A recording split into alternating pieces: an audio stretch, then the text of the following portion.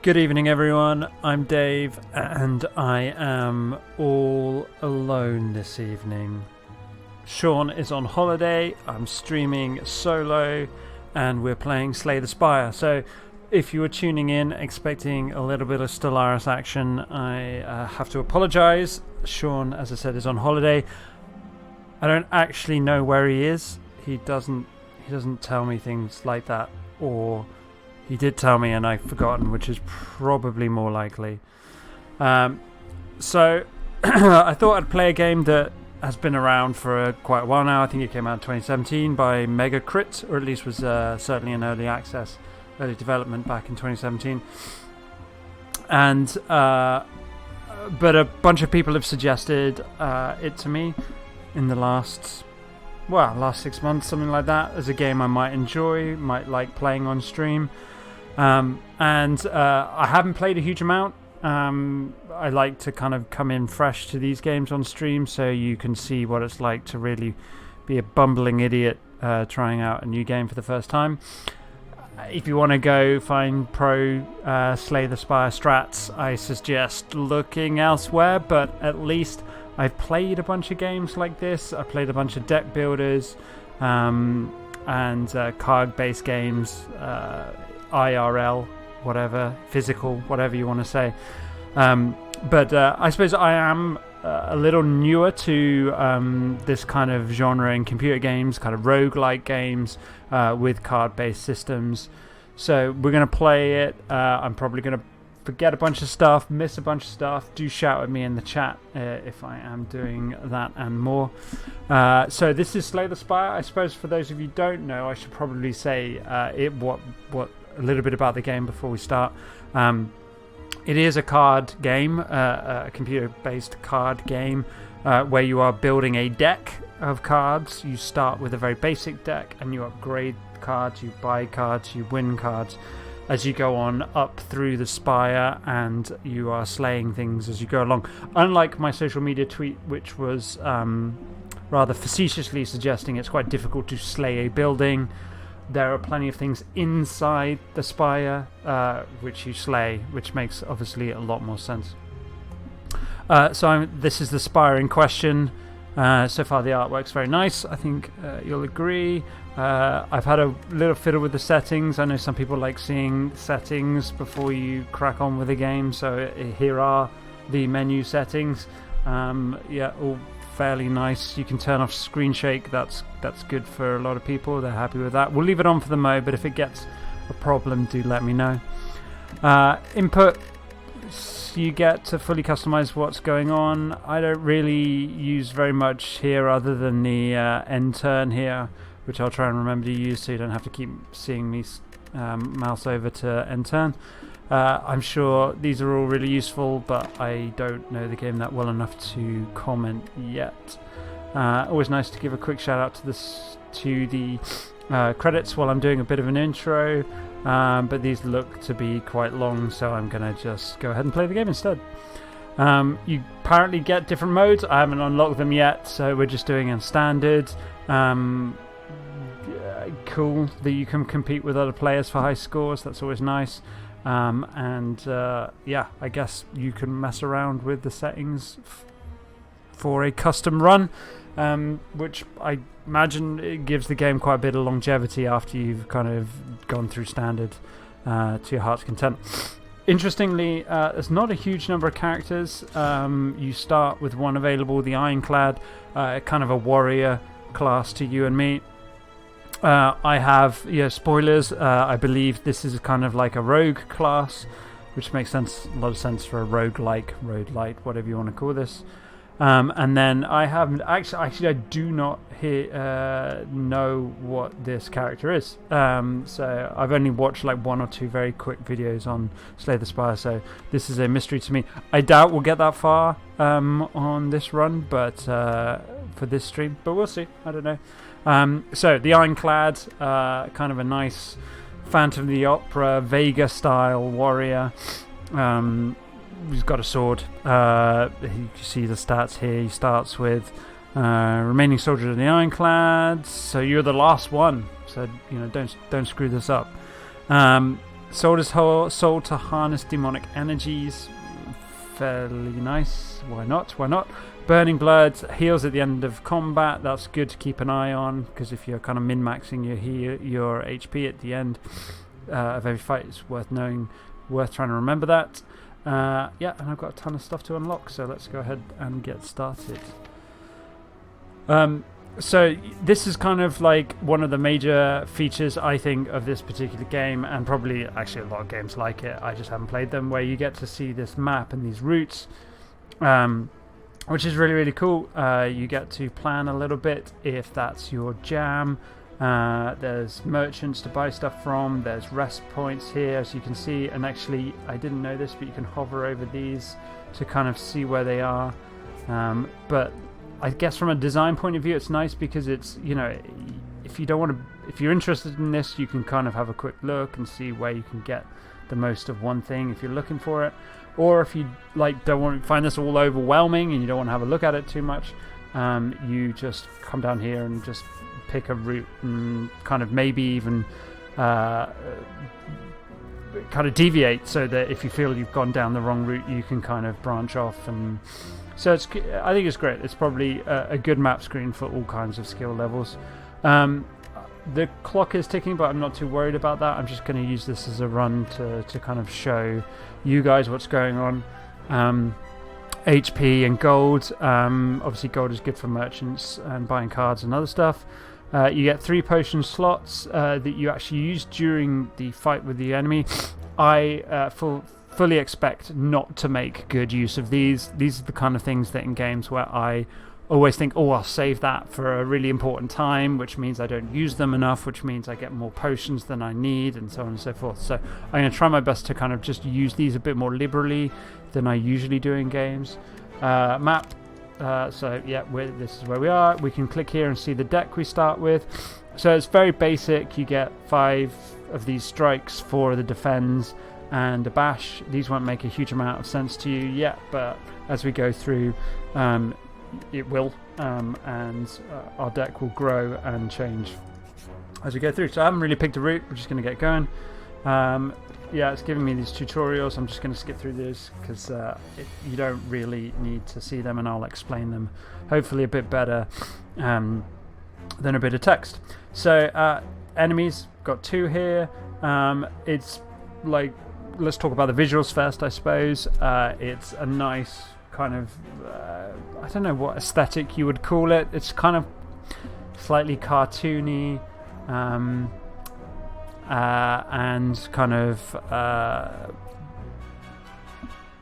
depends. Okay, yeah, like taped together. Like, yeah, good evening, Ben. Just saying about kind of its look. It's I mean, I don't know what this is. It's kind of, obviously it's cartoony, but there's an element of like realistic bent to it, and then like these things just look so much worse than everything else. So it's got a really interesting, deliberate, I think, aesthetic of kind of slightly naff. Slightly naff for a reason, and I quite like that. Okay, yeah, okay, that's fair enough. 90s early Flash game aesthetic, Ben says. You know, I wasn't playing Flash games then, and I probably haven't played a lot of Flash games since. So you would know that better than I. To explain a little bit about what's going on, obviously health bars fairly straightforward. This is your energy, mana, whatever you want to call it. That's how much cards cost to play. You can see the cost in the top left-hand corner here. So I've got a bunch of 1s and a 2. Here's my deck. Basically, if you haven't come across a deck building game before, the idea is that you will draw a hand of 5 cards. You'll use as many of them as you can, and then every one of them will get discarded here at the end of the turn. And then when you run out of cards in your draw deck, you just shuffle up your discard pile here and rinse and repeat. So if you've played card games like Dominion or DC Deck Builder or the Legendary Encounter series or Arctic Scavengers or blah blah blah blah, there's tons of them these days. They were really popular like 5 years ago when they hit the scene, and now the mechanic in board games at least has been like integrated with lots of other games too. So if you're familiar with those, this is all going to look very, very familiar in terms of the mechanics. Here, the enemies is just one thing to bear in mind. Well, a couple of things to bear in mind, I suppose. This kind of symbol at the top above their heads gives you a kind of heads up as to what they're going to do on their turn. So you can kind of plan not just your turn in terms of what you want to do, but also your turn in terms of how you best counter what the enemy's going to do. And they all, if they've got this dagger, that means they're going to hit you with the number is how much damage they're going to do. And one of the major kind of mechanics in the game is block. So at the moment, they're looking to do 12 damage to me, and this green swirly thing here suggests they're going to put a negative effect on me as well. So obviously, I'm looking to try and mitigate as much of this damage and stop as much of this happening. So I could either go ahead and block for 5, which means I'll take 7 next turn, or I could potentially strike twice to deal 12 damage to this. But if I look at my mana, I can actually do all 3 of those things because my cards only cost 1. I could play Bash to apply vulnerable, which means they'll take, as it says here, the tooltips, say 50% more damage from attacks. Tooltips, nice and clear here, nice and useful for this game, so that's easy peasy. I could do that, but I'm kind of tempted and keen to get rid of one attack here, one less enemy to attack me. I like doing that if at all possible. So I'm going to go ahead and strike this guy. So you can see you pick up the card. It's nice and chunky arrow. I like this. This could have been I don't know, it could have been something smoother, something fancier, something less like hilarious looking, but I actually think this looks great and works really well. And it's something that you see a lot of in the game as you play. So there you go, that's my first turn, fairly straightforward. Killed the smaller enemy. The bigger enemy has just given me an exhaust card, which is bad news bears. That goes into my discard pile and shuffled into my deck. I'm not, like in my early run throughs, funnily enough, I didn't actually get any of those negative cards into my deck. I'm assuming they stay for the entire run, but I haven't actually seen that yet, so we'll have a look. Obviously, in those kind of deck building games, getting weaknesses, getting negative effects into your deck is just bad news. But we'll see. So yeah, like here, it just doesn't do anything. I wonder if I play it, it is exhausted, which then means, yeah, it removes it until the end of combat. So that's kind of useful to know. You can spend 1 mana now to get it out of your deck for this combat. Whether or not it stays in your deck for the whole Spire run, I don't know, but we'll find that out. So I'm going to block here, because we couldn't have completely killed this guy. So I don't mind getting the slime still back in the deck, because I don't have that many great cards to draw. I haven't kind of improved my deck yet. Okay, we're 1 shy of killing him. That's annoying.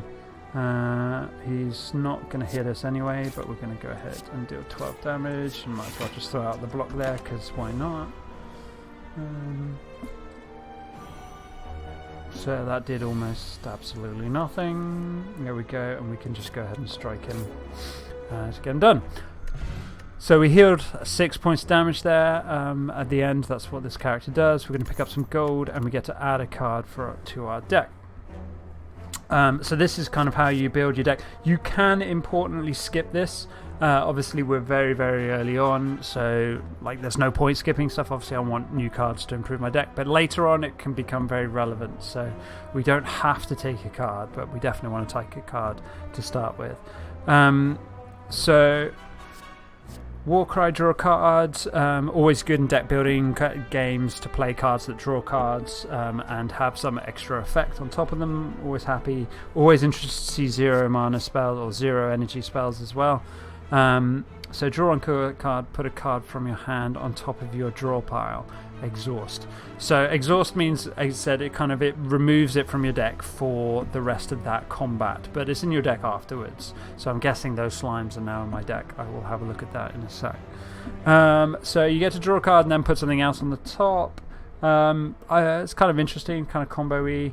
That could be good when you're kind of filtering your draw so that when you want to block, you've got the blocks, and when you don't want to block, you can kind of put them back on top for the next turn. Seeing red's great. I do like this card. You get kind of gain an extra energy at a crucial, kind of an interesting time. Lets you play more cards in your turn. That's nice. And then sword boomerang, deal 3 damage to random enemy 3 times. It's obviously, so your strike is 1 mana, 6 damage. So this is 3 extra damage just on that front, but you don't get to necessarily choose where it's going. So it's kind of efficient, but less targeted. I like the idea of Warcry. I like being able to cycle through a deck, choosing what I play as I go along. That's what you mean by tapes together. Yeah, it's nice. As Ben noted, that little detail there. So we're trying to get to this point, which is the end of Act 1. When I first booted this up, I thought, oh my god, that's going to take forever. But it really doesn't. So it looks like we don't keep the slimes, so that's good to know. But actually, going through a run doesn't take anything. Woods, they should update that. That would be cool. So he tends to buff himself, which is just, for those who don't know, is just like an ability that will improve him next turn. So these defends aren't going to do anything. So this seems like a pretty good time to Warcry. That's a shame. We got another defend. I would have liked to strike there. So yeah, we'll put that back. So actually achieve too much there, which is a shame, but we're going to go ahead and strike, and again, there's no reason not to play cards. You don't lose them or anything. So here's where your exhausted cards end up, and you can always take a look at them as well. So what did he do? At the end of turn, he gains 3 strength, so he's going to be dealing more damage as he goes on. He's got 6 showing, so yeah, let's just defend for 5. I could just kind of try and rinse him down. I'm obviously going to heal 6 at the end of the combat, but when you've got a block there available, it's kind of why not? Why not? Okay, bashing is quite good here, but he's going to hit for 9. So I could double defend, which means he won't do any damage. But this ritual is going to get out of hand soon, so I'm kind of tempted to just go a little bit more aggressively than the double block strike. Oh, there, that's pretty good for this turn. It's probably that's 9 damage. That's 50. Yeah, that's just too much damage. I'll take 9, and then we can always we'll heal back 6 at the end of the fight. So it's not too bad. I just think getting this guy down before his ritual means he starts hitting too hard would be a good idea. So Fear Potion, these are the potions that I'm not going to use enough, but I will try. So that adds a vulnerable, that's cool. They do stay, as it said in that tip card, they do stay in your available up here between fights, so it's not like you have to use it in your next fight or it's gone. Right, let's have a look. Gain 5, upgrade a card in your hand for the rest of the combat. Okay, upgrades are pretty sweet. That's nice, especially if you're cycling through your deck quite quickly. That's cool, and it's obviously just like a better block, right? So it's up 5, the same kind of block as your starting card, but with a bonus as well. Gain 2 strength at the end of this turn. Lose 2 strength. These cards, again, I'm always interested in cards that cost 0. Cycling through, playing as many cards as you can in a turn. Gaining 2 strength is no bad thing, but then if you get that with a bunch of blocks, it's not that exciting. So you're looking to devalue block here. I haven't seen Ethereal yet. If this card is at the end of turn, it's exhausted. Exhausted cards are removed. Okay, so like you just deal 20 damage for 2 energy, but if you don't play it, it's exhausted. Okay, that seems bananas. So if you think like 1 strike deals 6 damage, 2 strikes deals 12, costs 2 mana, costs you 2 card slots, that's still 8 less damage, and all this says is that you have to play it. I mean, Armaments looks good, but this just looks silly, so we're going to take that. I think there's, as you can see already, like there's, especially with the Ironclad, I don't know what the other classes are like, but you are kind of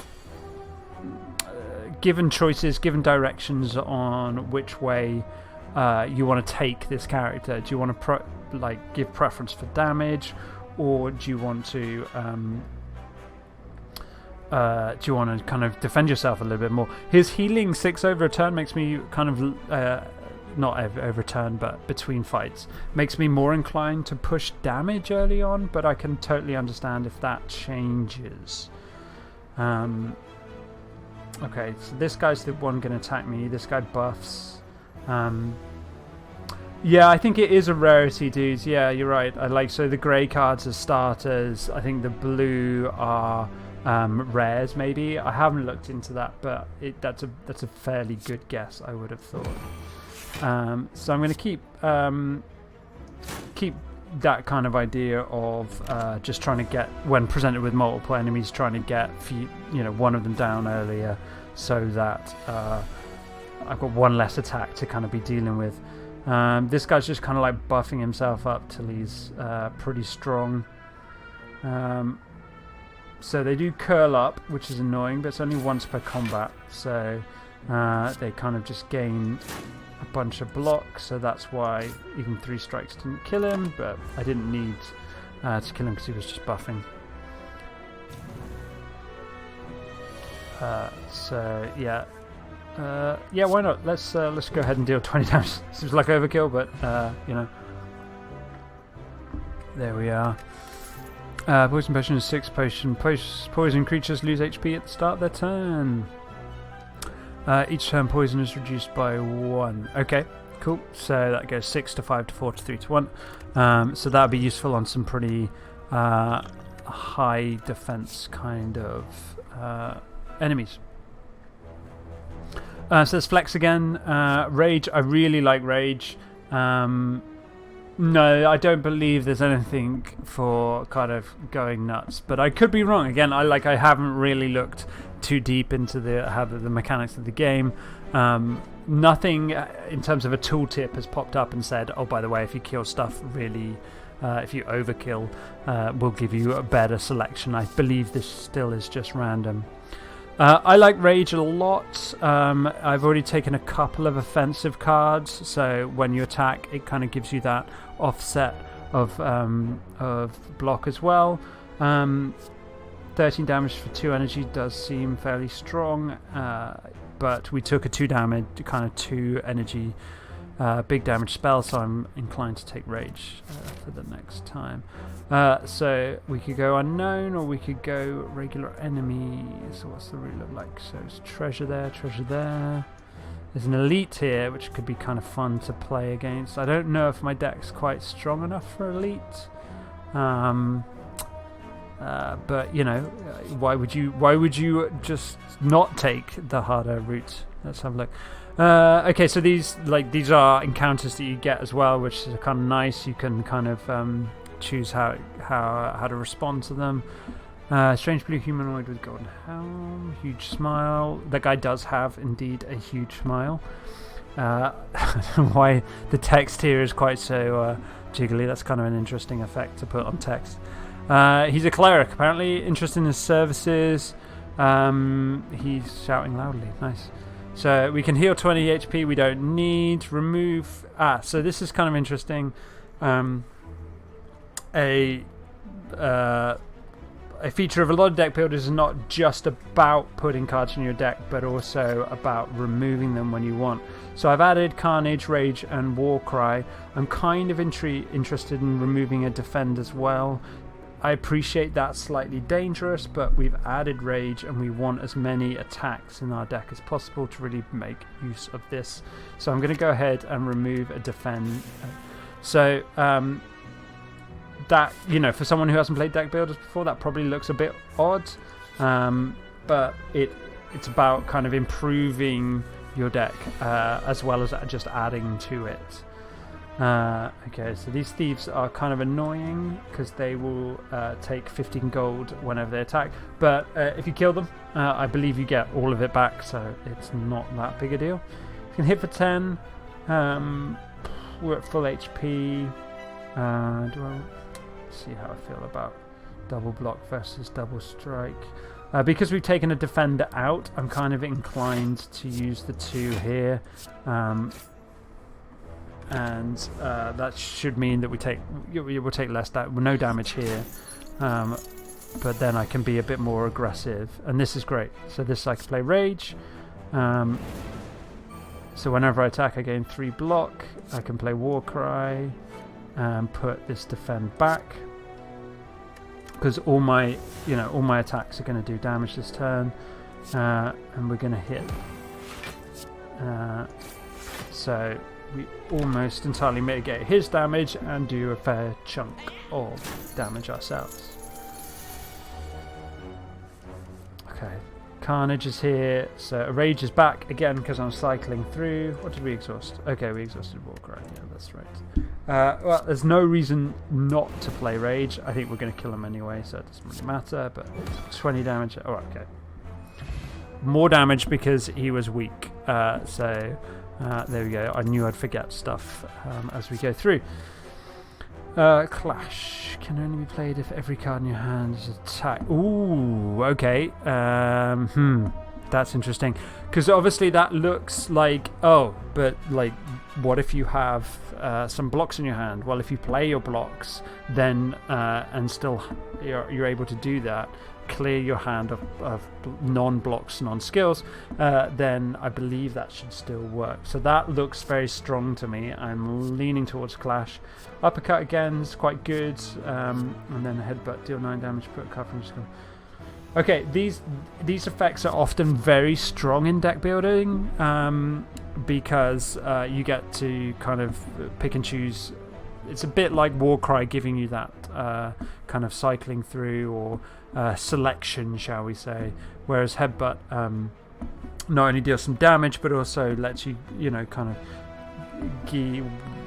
of guarantee one of the 5 cards in your next hand. So that's very strong too. So both Clash and Headbutt seem quite strong. I feel inclined to go with the 0 energy. So let's see how we get on against this elite. Okay, this could be a bit too bold. There's like quite a lot of high health. Negates 1 debuff. Okay. Interesting look. So they're quite hard to debuff, which is fine because I don't have a lot of debuffs. But so I'm going to take 9 damage here. I'm at full damage though, so I'm hoping that. Do I want a war cry here? Yeah, I do, because it's not an attack. So, what are we doing? We could strike, defend, and clash. I mean, that's a hell of a lot of damage to be kicking out. So if I put bash back, we'll play defend, and that means clash is active as I suspected. We're going to defend quite a lot of his damage. So what are we doing? We're doing 6, 20, 26 damage. There's a lot of 6s in there, obviously, because of strike. So 26 goes 12. So we could kill this guy with 2 strikes next turn. I'm kind of inclined to do that again to try and get as many enemies down as quickly as possible when presented with multiple enemies. Okay, so that guy put a bunch of random gumph in our deck, as did that guy. Okay, so it's not the worst. We can still take this guy down, so we'll rage, because there's no reason not to, and then even though this vulnerable and the maths kind of doesn't add up, I still think it's better to get rid of an enemy than defend, especially again because we're raging. So let's cut that guy down. Got 6 to block that 9. we are going to have a lot of random gumph in our deck. That's 6 dazed. So we're going to start to see them cycle through, like here, which is going to be really bad for our clash. That's one real bad thing about that. Great to see Carnage, but we are going to take a boatload of damage. Well, 9 damage, which is bad news, but we're going to be dealing a ton as well. As you can see, the clash doesn't work in the days, so we are done. So yeah, this is just getting to grips with the game so far. I'll try and talk a little bit. Ooh, that's a bad hand. Right, should we be doing this? Yes, we really should. So I'm going to apply some poison to that. Oh, I don't know though. Does this count as a debuff? Kind of poisons usually count as debuffs. So I don't know. Do we need this? We're going to take a fair bit of damage. Okay, I'm going to try it. So let's throw that to that. Yeah, that's negated. That's fine. And then we're going to try and throw this poison here. Cool. So let's get some damage on that guy. This guy should be cured. Oh, I could have done it that way around and saved a poison. A potion even. But as I said, I use potions just like not enough in games like this. So that's why it feels like I just want to do it while I remember, while I think about it. Okay, much better hand. So we're just going to rage. Fortunately, we have to spend 2 mana killing this guy, which is a bit of a shame. But he's the only one attacking, so that's good. And then we can go ahead and strike out. I suppose, no, I think that's still the right thing to do.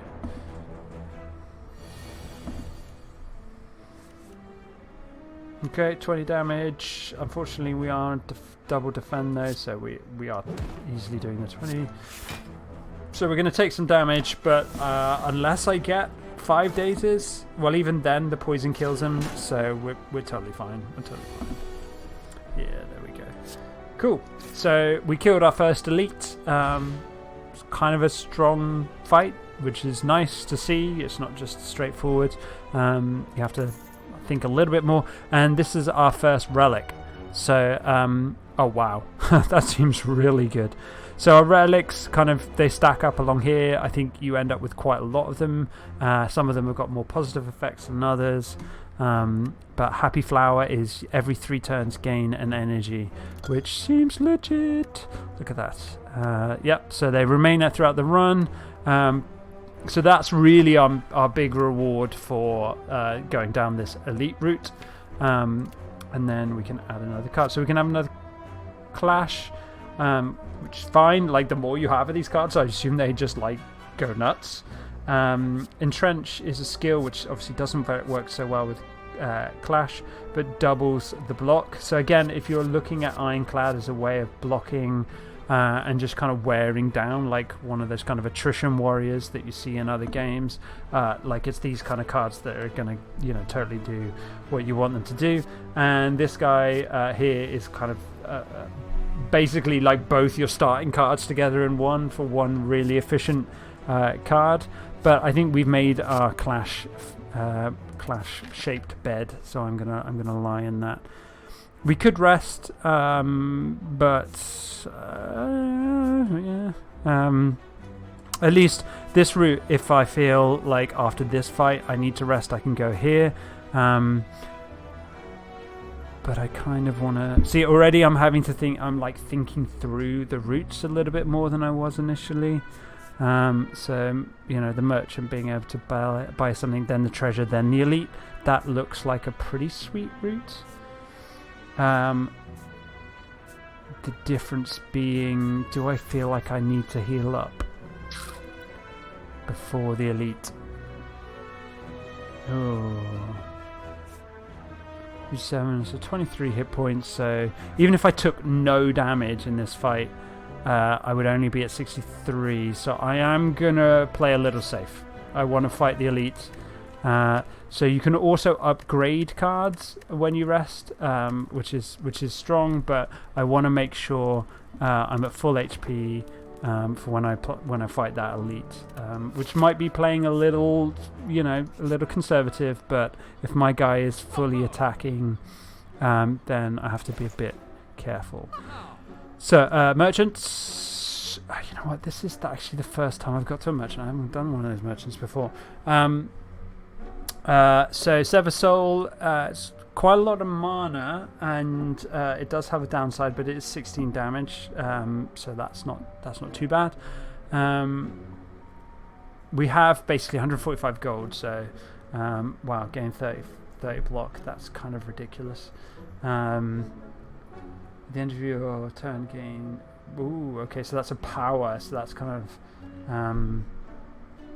I believe that's like an ongoing effect, like an enchantment type effect. Gain 30 block. You cannot gain block from cards for 2 turns. Exhaust. That's kind of interesting. Put an attack from the draw pile into your hand. Exhaust. Okay. Wow, that could be. It's too expensive. It was like, that seems good. Yeah, our merchant friend's getting more annoyed that I'm not doing anything. And what is this stuff down here?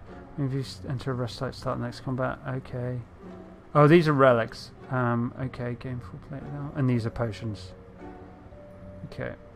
Card removal stuff. Okay, so even at merchants you can take cards out as well. I'm kind of in love that this is on sale. It's quite good. 16 damage is a lot. I mean, it works well with kind of the clash approach to the deck. I'm kind of intrigued this as well, like this power stuff. Oh, this guy kind of keeps saying you're taking too long.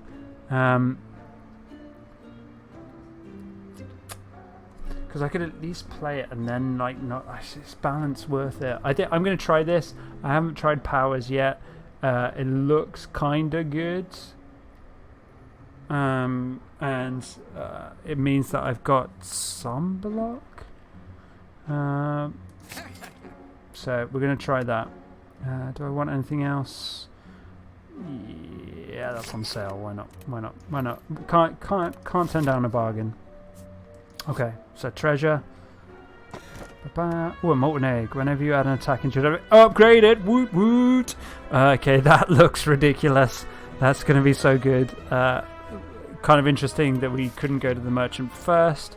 But whenever we add an attack card to our deck, it is now going to be upgraded, which is sick.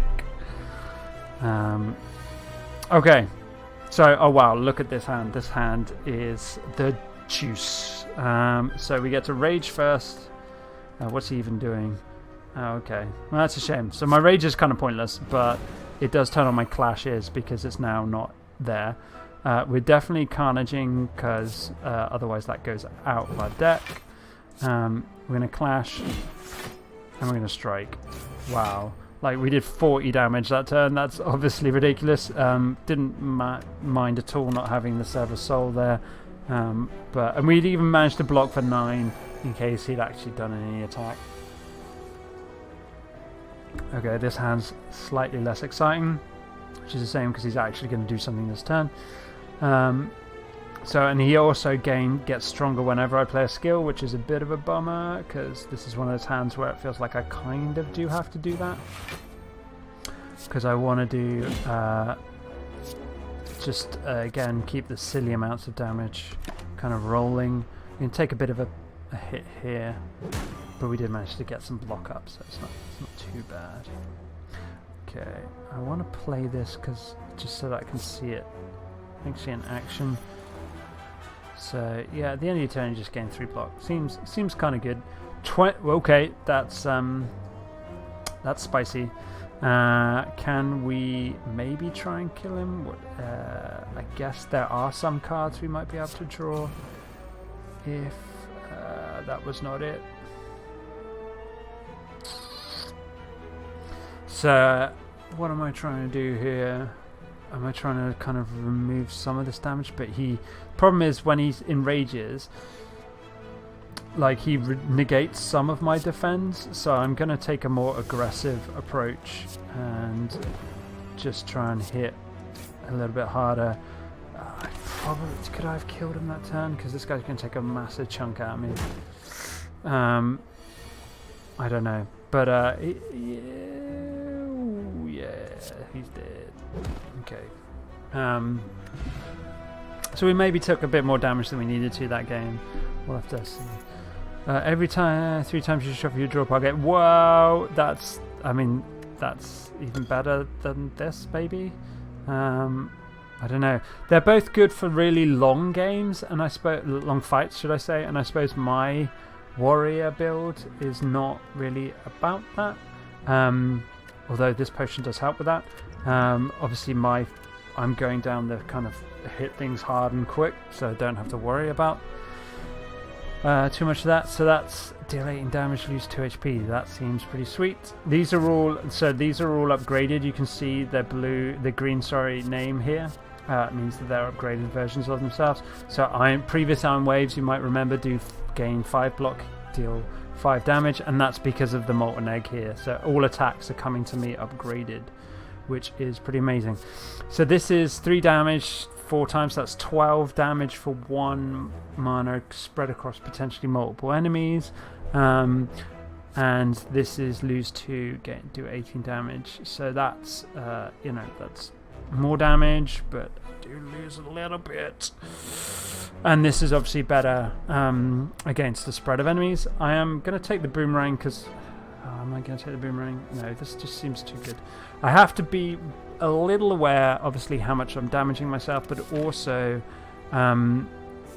how I am against the spread of enemies. You can get too good at single target enemy. Ooh, this looks like an Indiana Jones setup. Yeah, pedestal with idol on it. You sure don't see any traps nearby.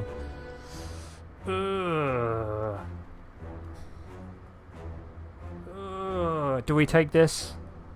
Obviously we take this, right? Like, there's no not taking this. I mean, they give you an option to not take it, but that's not really an option. So let's see what the trap is. Giant boulder, obviously. Okay, so we can take an injury into our deck. That sounds bad. Take 20 damage.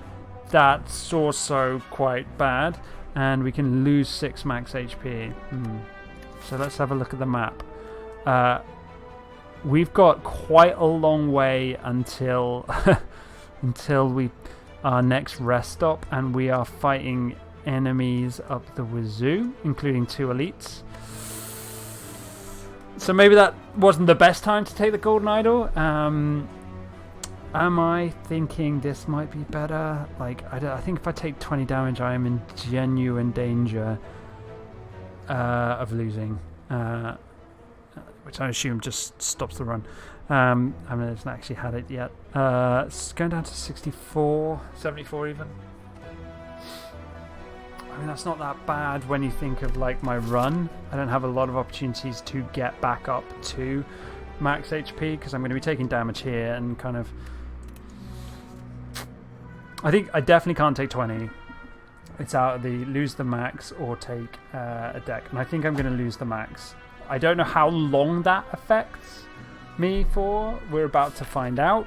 Do I want the elite now or do I want to deal with the less good? I think we go lesser first. Maybe use it as an opportunity to heal up. Although we're at 59. And maybe also get some rewards and stuff, so that makes sense as well. So yeah, I think we should be pretty sweet here in terms of like maybe healing with this particular run through, because I can play Rage, I can play Metallicize. I lose 2 here, which is not really the idea. So instead I'm going to actually bash one of these guys. Oh, I could kill one. Killing one. So what we'd gain 3 from Rage, 3 from... So we're up to 6. So we're only taking 1 here. If I bash... If I do this on this guy, we're not going to take any damage. But we're only taking 1 anyway. See, the problem with bash is that just the numbers don't work out so hot. So But the idea really was to heal up a bit. So I'm going to kill this guy.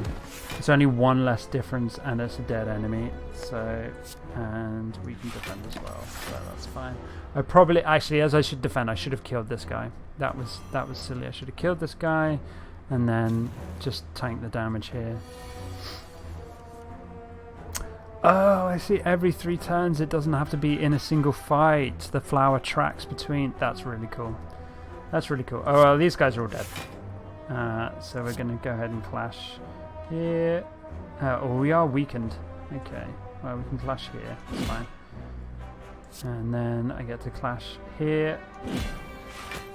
He gets some extra block, but should be enough to kill it. Oh, it's not. Okay, that's a shame. But we got enough block here to stop this from being a problem. So that metallicize already being pretty sweet. And yeah, we just get to kill this guy now.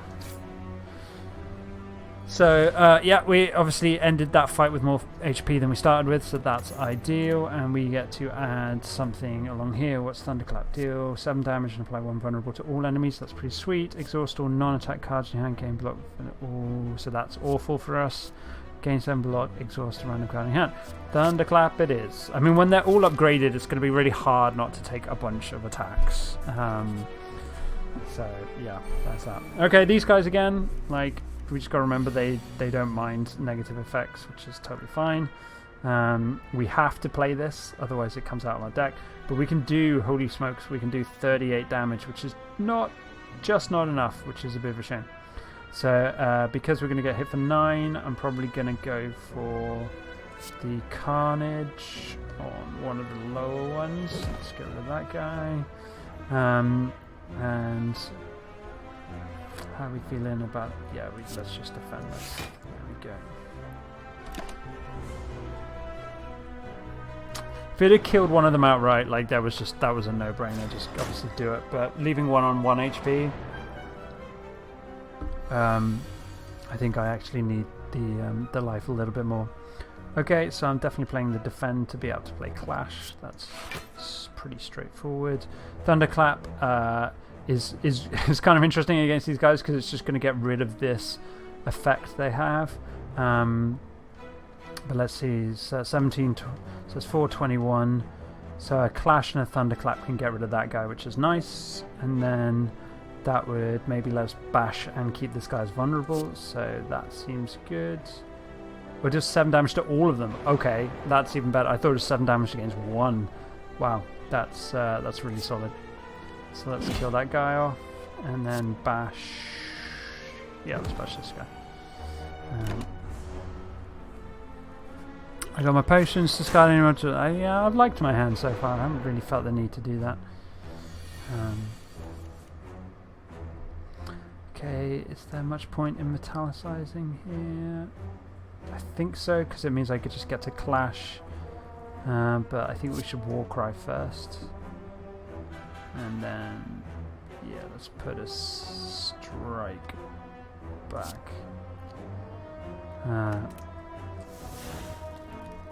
So I get to metallicize, clash, then sever soul. So what are we doing here? That's 40 damage. That's just so much damage. Okay, cool. Oh, it wasn't 40 damage, it's 30 damage. So I should have probably killed the other one. That was a bit of a mistake because I was just a bit cocky. So we're just going to play Rage here. And strike to kill this guy. And bash this guy. And we at least have enough block to fend off this attack. So clash and these guys is just brutal. So this turn has not gone well. So what I'm going to do is I'm going to drink my potion because I think it's worth it. So let's discard all of these. Okay, that gives me at least some other stuff to do, even if I can't get clash out. So that's one of the negatives of clash. I think it's fine. Like you've obviously seen it done some pretty legitimate work. So we have 4, so we just we're just going to play everything. And kill this guy. Actually, all that talk, just kill him. Start the combat with 3 squad. Each combat with 3 thorns, so it deals damage when we're attacked, which is pretty sweet. Power cards, when used, powers passive frame for the duration of combat. Cool. So at the end of your turn, deal 1 damage to enemies that for each attack played. What? that seems ridiculous. So let's get that one. So yeah, I enjoy these games. I really like just building decks, feeling like your deck's getting stronger, the different things you're doing, like being able to choose a path, a tactic, kind of whether or not, like in card games like Magic, The Gathering, or Netrunner, or whatever, where you're a control deck versus an aggro deck or a combo deck. Like these always kind of feel a bit like combo decks, because like you know, but you're really just looking at benefiting from significant synergies and stuff like that. So that's why it kind of always feels like combo, but it's not really. That's just good synergies. So yeah, I really like them. They're really fun. They fit my wheelhouse, and I realised something about kind of games whilst doing Pillbug stuff, that I am not great at reflex-based games. So that things like shooting games, jumping games, I'm notoriously terrible at. So you know, anything that lets me just kind of take my time and figure out kind of what I want to do seems to work better for me, and I seem to enjoy it a bit more as well. Okay, so he's going to attack and debuff. This guy's going to block. That's fine. Don't really care about that. And these guys are going to hit me. This guy's going to hit me for 9, so I'm kind of keen to just clash him down. But I've got 3 mana, so I can do 18, 14. So we can actually get rid of 2 of these guys. And what does this guy have? Upon receiving attack, so when you hit him, he gets stronger. That's fine. So yeah, we'll clash this guy down and triple strike this guy, which seems pretty good. And then we gain we don't gain 3. What is this effect? Oh, it's the thorns. Okay, cool. That's bad with this guy. So yeah, how did he gain block? I missed that. Okay, so yeah, definitely metallicizing, because that seems fine. We're going to Warcry and maybe put a defend back. Yeah, so we can now defend and still be able to use my clash. I think we probably want to just straight up kill that guy and kill this guy. Well, hit this guy. See, that didn't do anything. Got to remember, when they have block, it just basically interacts the same way as my block does. So there we are. Worth remembering that. Okay, so that's, yeah, we're just gonna play Raged. Always, there's like no reason not to. Lose 2 HP to kind of kill this guy. I don't think we need to do that. We can just kind of serve a soul. I've got 4 energy because our flower just occasionally loves us very much. So let's just go ahead and serve a soul and Thunderclap. Fear Potion, which is nice, and vulnerabilities.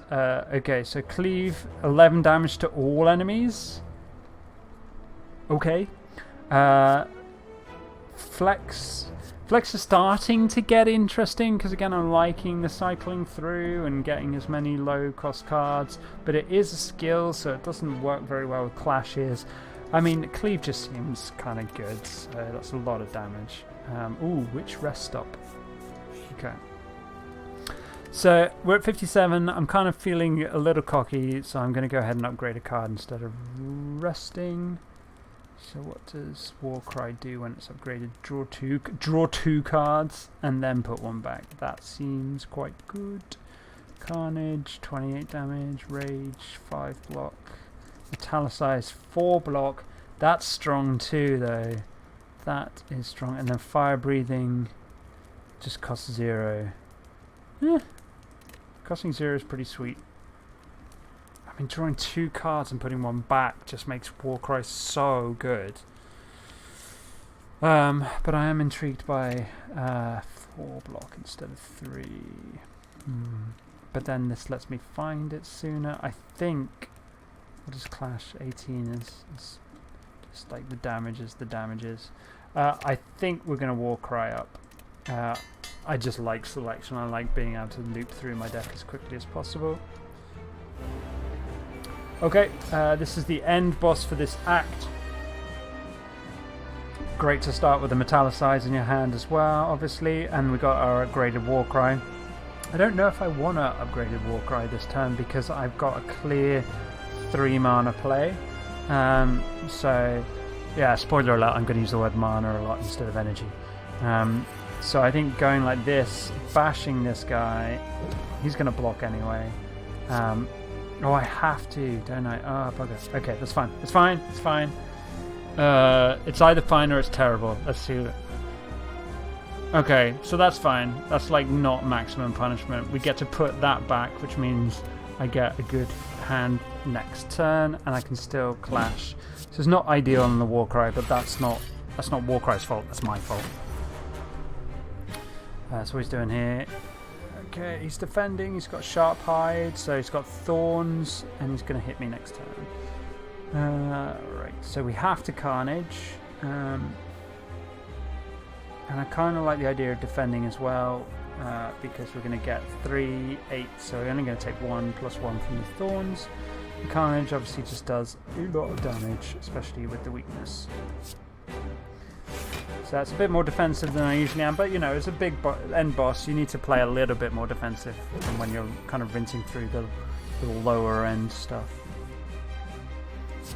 Love me a Rage to start things off. Fire Breathing as well. That's pretty sweet as an extra power. Does that make 2 strikes worth it instead of a Silver Soul? No.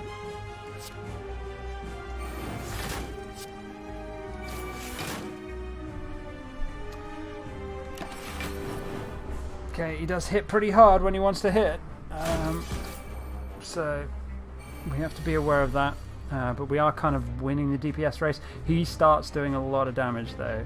When he does this kind of times business. So what are we trying to do? Vulnerable would be pretty sweet with a cleave, or this. What's this? After reading forward, it's changed into defensive mode. That would be worth doing because. So if I thunderclap into this, he takes a boatload of damage. So let's get that vulnerable on. So yeah, that's nice. You gotta do 6 more damage. Yeah, that's fine. Before he turns into it. So let's just. I'm kind of okay with the amount of. There you go. So he's gone into buffing rather than going into defensive mode rather than attacking, which is nice because that ×4 was pretty legit damage. Okay, Rage. And then if I defend, I can Carnage as well. Keep that in the deck. And we can Clash. I kind of feel like we're cooking on gas now. Not taking too much damage, so that's good. Do I want to defend? Kind of have to defend to let Clash go through, and it's obviously if he. Can we kill him? If we don't, 16. No, but we might be able to kill him if we. So no, we're a little ways off, but we're close. He's. Oh no, yeah. We were very close. Oh no, we are going to kill him with our power. There we go. Nicely done, Dave. Nicely done. Do the maths. I'm sure there's going to be a point where I actually have to start doing the maths properly, but you know, whatever. Gain 2 vulnerable at the start of your turn. Gain. That would be really good, but I'm just taking so much damage anyway. Whenever a card is exhausted, draw a card. That's good. Offering lose 6 HP. Gain 2 to draw 3 cards. Wow. I might have to skip these. They're all really good. They're all really good, so I can't skip this. Losing 6 HP I don't think is something that we can do, but boy is that a good card. Gain 2 energy. So it's definitely not this because we've got so many like we got so many attacking cards and very few damaging cards that I'm really concerned this will just cause us too much trouble down the line. It's a great card. I really like it, but I don't think it's quite right for us at the moment. We don't actually exhaust a ton of cards, but this is interesting. I think it's just going to gum up our deck too much, though. Like, all those clashes, every time I see this card, it's going to be potentially a problem when I try and clash. So I really like this card. I think this will be a really powerful thing to do. Losing 6 HP stings, but I think the amount this will let me do in a turn is just too strong. And I've already got 2 powers, so I'll be a bit concerned about getting too many more of these. Then we get Relic. Elites drop an additional relic. Wow, that seems pretty good. Gain at the start of your turn, future card rules have 2 less to choose from. I don't really like that. Gain at the start of your turn, you can no longer take us. So you can see how these make such a change. I'm already gaining like quite a few extra energies here and there. I think maybe at the start this just seems very good. I don't know how far the Spire goes up. I haven't really looked into that, so we're in Act 2 of I don't know how many. We are severely hampered by this, which is kind of interesting. So I took 6 HP points down rather than an injury card, which is probably bad thinking about it because of merchants and stuff. But you live, you learn. Okay, so I kind of like the idea of going. There's one elite there, treasure, another elite up that way. Okay, so I think our deck's pretty solid. I think we can handle as many elites as the game wants to throw at us. Although we are on the next tier, so we just have to be aware of that. Right, what does this guy do? Turns to block, barricade. Block is not removed at the start of its turn. The hell? Okay. Negates 3 debuffs. Ooh, lally. Okay, so he's only got 20 HP, but we're going to have to offering, which I think is just good news anyway, but we need to get our cash. No, man, that's the map. Not the skill tree. Looks like a good skill tree, but no, it's you get to choose what you do each time. Each time you go through. So I'm going to start with this. Take such HP, draw some cards. Oh, that's pretty sweet. So let's play a Rage. Let's play Fire Breathing. And if I defend now, that should mean my Clash is alive. I can still play Carnage, which I need to do so that it doesn't go out of the deck. Let's play Clash and play Strike. So we managed to get all his block down. I don't know how much he's going to add, but considering it, and we actually managed to take some damage off him thanks to our Fire Breathing. 25. This guy just throws up 25. Okay. So our Clash is currently a little stymied by our defense, so I'm going to go ahead and Warcry and put back. Gonna hit the 10, but I think yeah, I definitely want to put back 1 defend. I could have double defended there, maybe should have, and just single Clash, but I'm just wary of just trying to keep this guy's armor down, and then obviously my Fire Breathing is gonna tick off again for another few damage here as well, so that's pretty sweet. 10 times 2. Okay, that's kind of legit. But we can straight up kill him this turn, so that's fine. Cool. Only lost 5 HP. That's not too bad, but I guess we have to just be aware of that.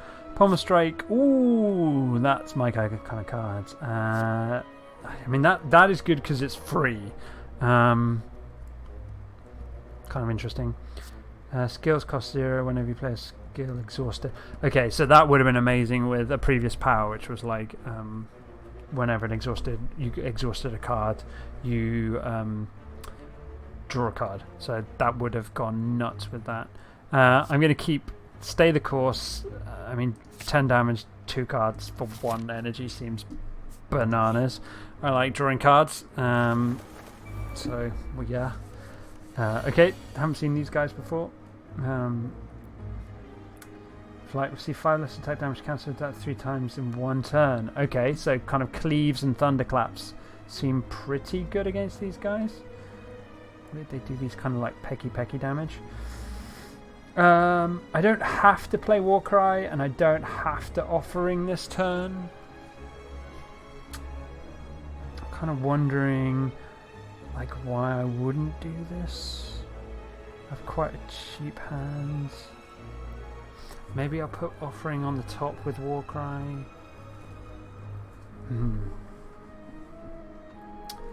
Because like Striker's kind of meh. I think I want a Warcry at the very least because I want to try and find a power. Offering does let me do that. Okay, so we're gonna play Warcry to start with. See what that gets me. Okay, if I put Offering back on the top,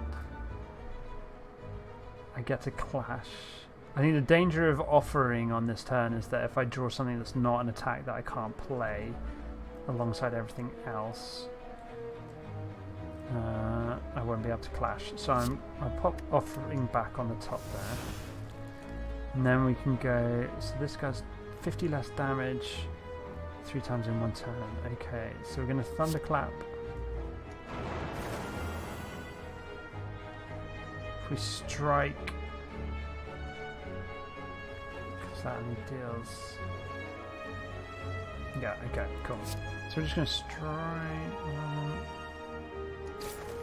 We're going to cleave. And now we can just like. Oh, he's stunned. Okay, like there's no. Interesting. Is it worth just killing this guy while he's stunned? Or taking one of these guys off and maybe stunning him? I think if we can stun him as well, that seems a-okay. We won't take any damage that turn, which I'm down with.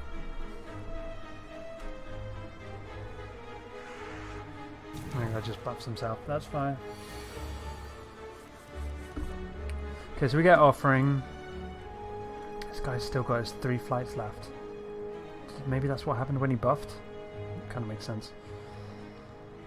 This is definitely a turn for Offering if I want to do it. I think I do because there's like I can't really. What can I do? I can kill one of this guy. I can like maybe double defend. No, I can't because of Carnage. So I could kill this guy and defend 1. So then I'd be taking a boatload of damage from this guy. So I think this is the turn we have to kind of make something exciting happen, and that's not really that exciting. Okay, that's a shame. I guess Sever Soul would mean I get rid of these, but anyway, we have to Carnage this turn, which is what we're going to do. I kind of would love to stun this guy because he's going to do 13 damage otherwise. So that's 20 would go down to 10. The 18, that'd be enough to kill him. So yeah, I think even though that's not that doesn't feel very efficient, Dave. I could kill both of these guys. No, I don't have. Yes, I do have the mana. Right, let's figure this out. 10. That would kill that guy. I got 1 extra mana to kind of maybe block all this, bar 1. That's probably the best use of 5 mana. Yeah, I kind of like that. Ooh, let's do it first. Let's do the defending first before we get ruined by order lol. Okay, so we've got 5 block up against 6 attack. That's not too bad. I'm kind of happy with how that panned out. We did take 1 damage, 6 damage from. What is it? The Offering. So it's not like we got out of that jet-free. Jet-free? It's not a phrase. Scot-free is what we were looking for there. Okay, so we just kill these guys. What's the best way to do it? It doesn't really matter because I have 4 mana. So let's just... Boop, boop, boop, boop. I get to clash, kill you, and Palm will strike, kill you. My cat Cat's coming to say hi. Right. 7 damage twice seems fine. 7 block, no. Whenever you're in exile to gain 3 block. No, I mean we do have Sever Soul. We do have was it Warcry that cycles? I just don't think we're quite this deck. I think that definitely is the deck. Yeah, good, Sean. No worries, man. Yeah, it's good. We did Act 1, which is kind of like the starting act, and the deck's getting a little bit better. But now we're into the second act. Like the enemies have definitely stepped up in terms of how strong they are. But I really like this game, man. Like it's, I mean, it's right up my street, right? Like deck building, I love it in card games, Dominion, DC deck builder, stuff like that. It's all good. So this just kind of is like a way to do that kind of solo and kind of have a good time as well. So right, let's play this. That's a power, which is always nice. We need to play the Warcry in order to engage Clash, which is fine. Don't mind Warcrying early. So how much mana we got left? We've got 2. So we can play Thunderclap and Pommel Strike. Do I want to play Pommel Strike when I'm drawing 2 cards? Kind of like that for my next turn, because obviously I've spent the extra 1 mana this turn on Fire Breathing, so let's pop that there. Thunderclap as vulnerable. What's this guy? He's going vulnerable. Okay. Pop. Make him vulnerable for our Clash. Deal some damage. And strike. What are we doing? Right. My cat's giving me the evil eye. I don't know why. That's just what a cat does. Right, so unfortunately, you coming to say hi? Alright, okay. So I need to play Carnage, otherwise it goes. So I could play Defend, and that's 21 damage. That's a spicy meatball. And what have we got here? Gain 5 regen. Can we kill him? Probably not because of this weakened. So if we do 15, 25, 27. No, we're a long way off killing him. Okay, so I'm going to see what regen does, because I imagine we're about to take a hell of a lot of damage. So I definitely want to play Carnage. I think I want to play Defend so that I can Clash as well. There we go. So yeah, regen seems pretty... Okay, it reduces by 1 each time.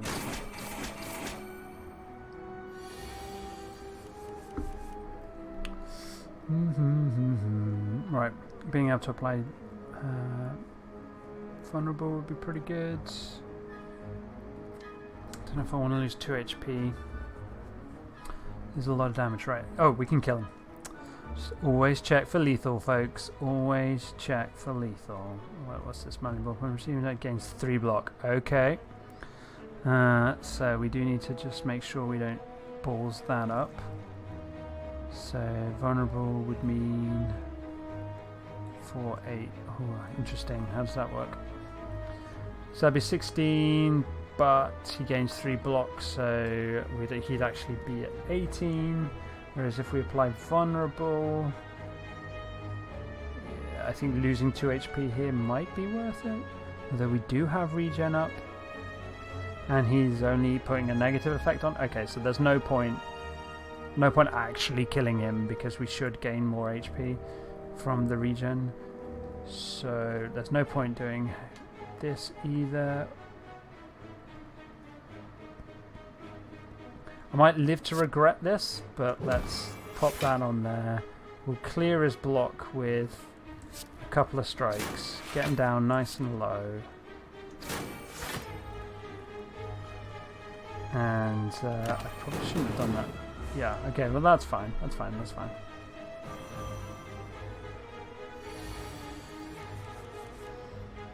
Okay, we definitely don't want to do anything like lose any more HP. So I think we just kind of like hit him with a ton of damage. Seems cool. Dave math, indeed. Boy, there's been so much Dave math. You wouldn't believe how much Dave math we've been throwing around.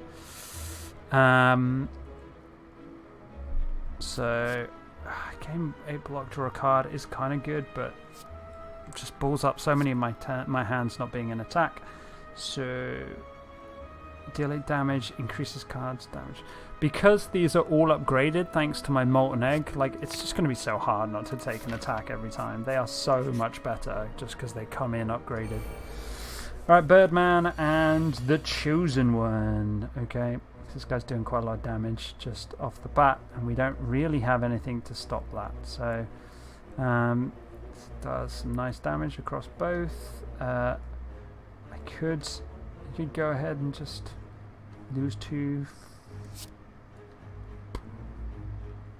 We kill the weaker one? I think so. Let's get one of these enemies down. Means pretty much any strike will kill this guy next turn, so I'm kind of tempted by that. I like that.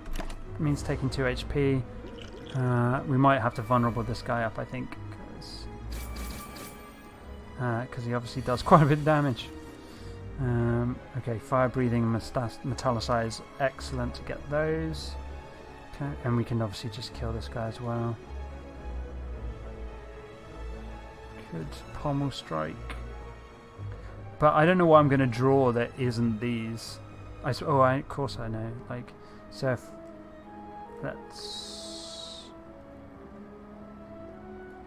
I pommel strike that, I might be able to draw a couple of clashes. That, like, the best case scenario is I play these 2, I pommel strike this guy just to get him down, and then I draw a bunch of clashes. I think that's probably that's just worth it. Let's get those out. We didn't get any clashes. We still have 1 mana, which is fine. So he's not attacking, so I don't need to defend. So let's give him a vulnerable and.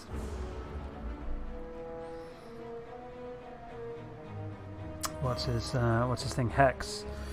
Whenever you play a non-attack card, shuffle 1 dazed into your draw pile. Okay, and we draw a ton of non-attacks. Great, but it's okay because we want to play our Carnage anyway.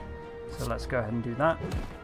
And as much as I'd like to offering, how long does this just stick around? Does it?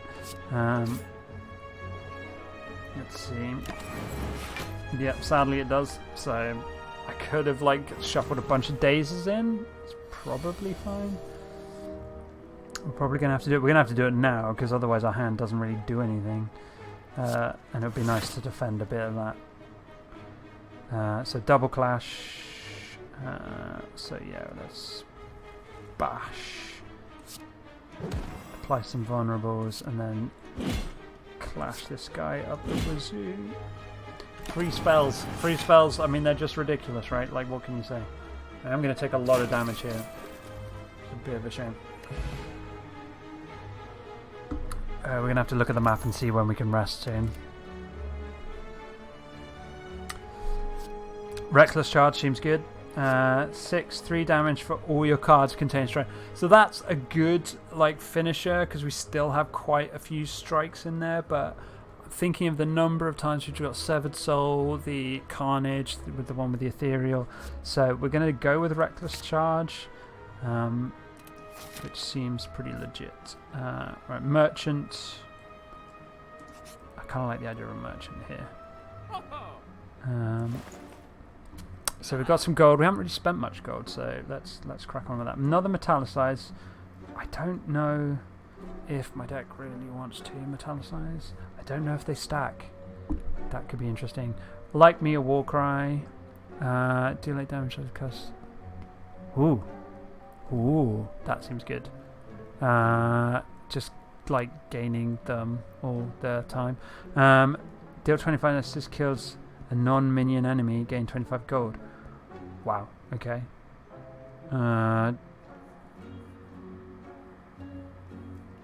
Just gonna take this.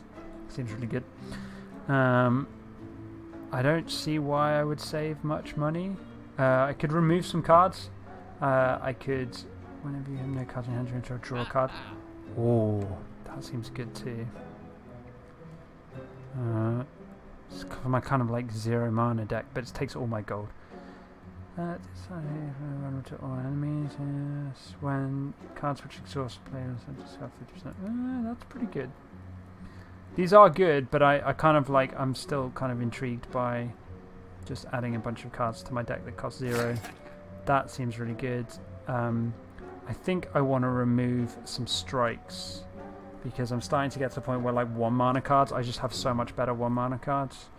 The strikes are gumming me up. I don't mind having a couple more defends. They're still kind of useful. So we can only do it once, which is totally fine. This card still seems really good. So we just, it costs a lot, but it's 25 damage. And it gains us some extra gold. So which route? That's kind of all the treasure tier there. Kind of a monster, an elite. This is the double elite route. Are we feeling double elite?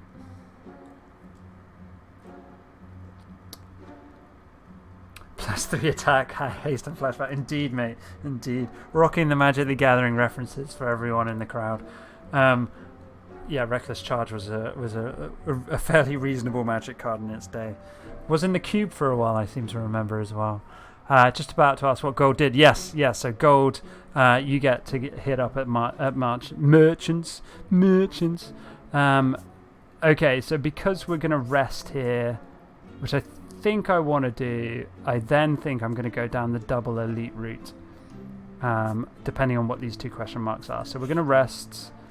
We are actually going to rest as much as I desperately want to upgrade cards. Maybe I'm playing this too conservatively, but I think because we're going down the double elite route, I can feel quite comfortable about taking that rest there. I come up with a deeper luxury gremlin guy. Spin the wheel. Okay. What are the bad things that can happen to us here? Does it tell me? No, you just spin. So I'm presuming that gold, blur, kill a card, enter the void, gain some life and treasure. There's only a couple of those things that could be bad, right? Like this one. This one's presumably bad. Yeah, great. So I just lost 7 HP. Okay, great. So, thanks, Wheel o' Fortune. Okay, and then we've got a battle with a Centurion. Hand of Greed. Nice. Doesn't it exhaust when it's gone as well? This card just seems legit. Warcry lets me kind of draw 2 cards.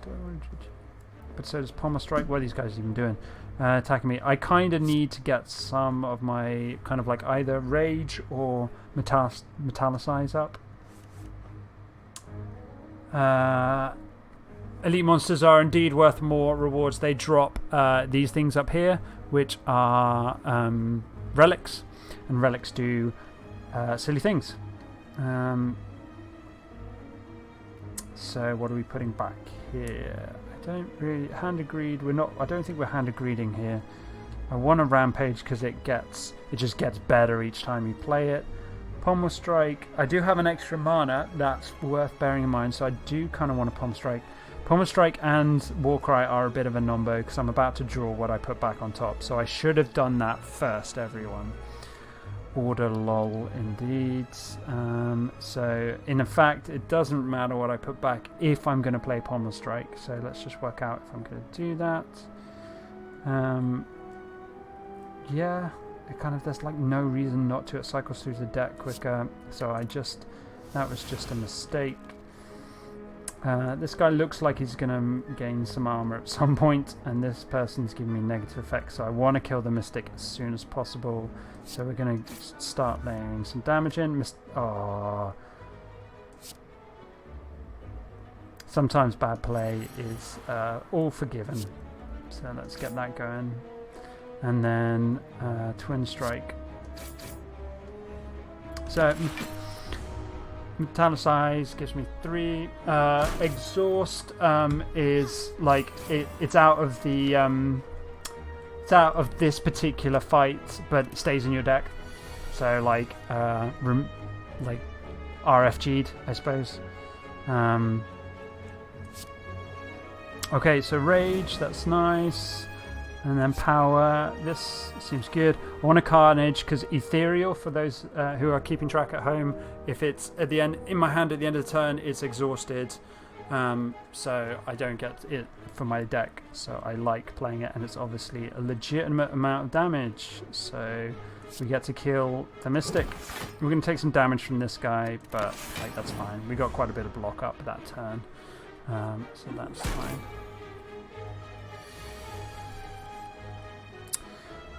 So if I defend, I can trigger my Clash. He's doing a lot of damage next turn, so I kind of do want to do that anyway. But I have Frailty, so I'm getting less defend, which is a bit of a bummer. But it just make a Descent. So I can do a 14 with Clash. Should have bashed first if I'm going to bash, but I might actually just go all out damage. There we go. Fairly efficient turn. Especially when you got fire breathing up, playing as many attacks is pretty reasonable. That stung though. Jesus Christ, that really hurt. Okay, reckless charge. Oh, yeah, we just kill him this time. That's fine. So let's just that. We can clash. And why not reckless charge for good old time's sake? Yeah, single use until next encounter if it's exhausted. But there are lots of things that like mess around with the concept of exhausting, so that's cool. Strength potion. We still have our fear potion, which I haven't used yet. Ooh, this is some good cards. Okay, so that's an upgraded Infernal Blade. It's a rare anyway.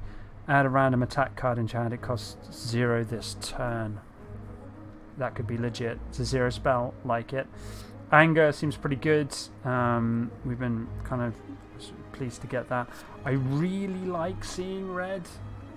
And I think it's kind of where my deck is going right now. But this card just seems so good. Is it better than seeing red? I think they're both better than anger. Anger's good. Like, I like anger a lot. But 8 damage is kind of on the low side, maybe. This could be just almost anything though. Like, I'm assuming that's... Fuck it, let's just go a bit RNG. Card seems good. Right, treasure chest, that's nice. We are low on HP, so I'm a little concerned about any fights we get. Whenever you add a power card to your deck, we upgrade it. Okay, cool. That's that would have been nice earlier. And we're back to a merchant. We don't have any monies, so like I'm pretty sure. Just don't look at anything. It's all too expensive. It's a shame. Upgraded metallicize, pummel. What's mayhem? At the start of your turn, play the top card of your draw pile. Wow, that seems good. And that's just a free block. That also seems good. Right, it's a shame we can't make use of that, but we did go on a spending spree before. Now, we did deliberately come down the double elite route, but we got hammered here by some nasty enemies. So we're at half HP. I don't like our chances of taking on an elite at half HP.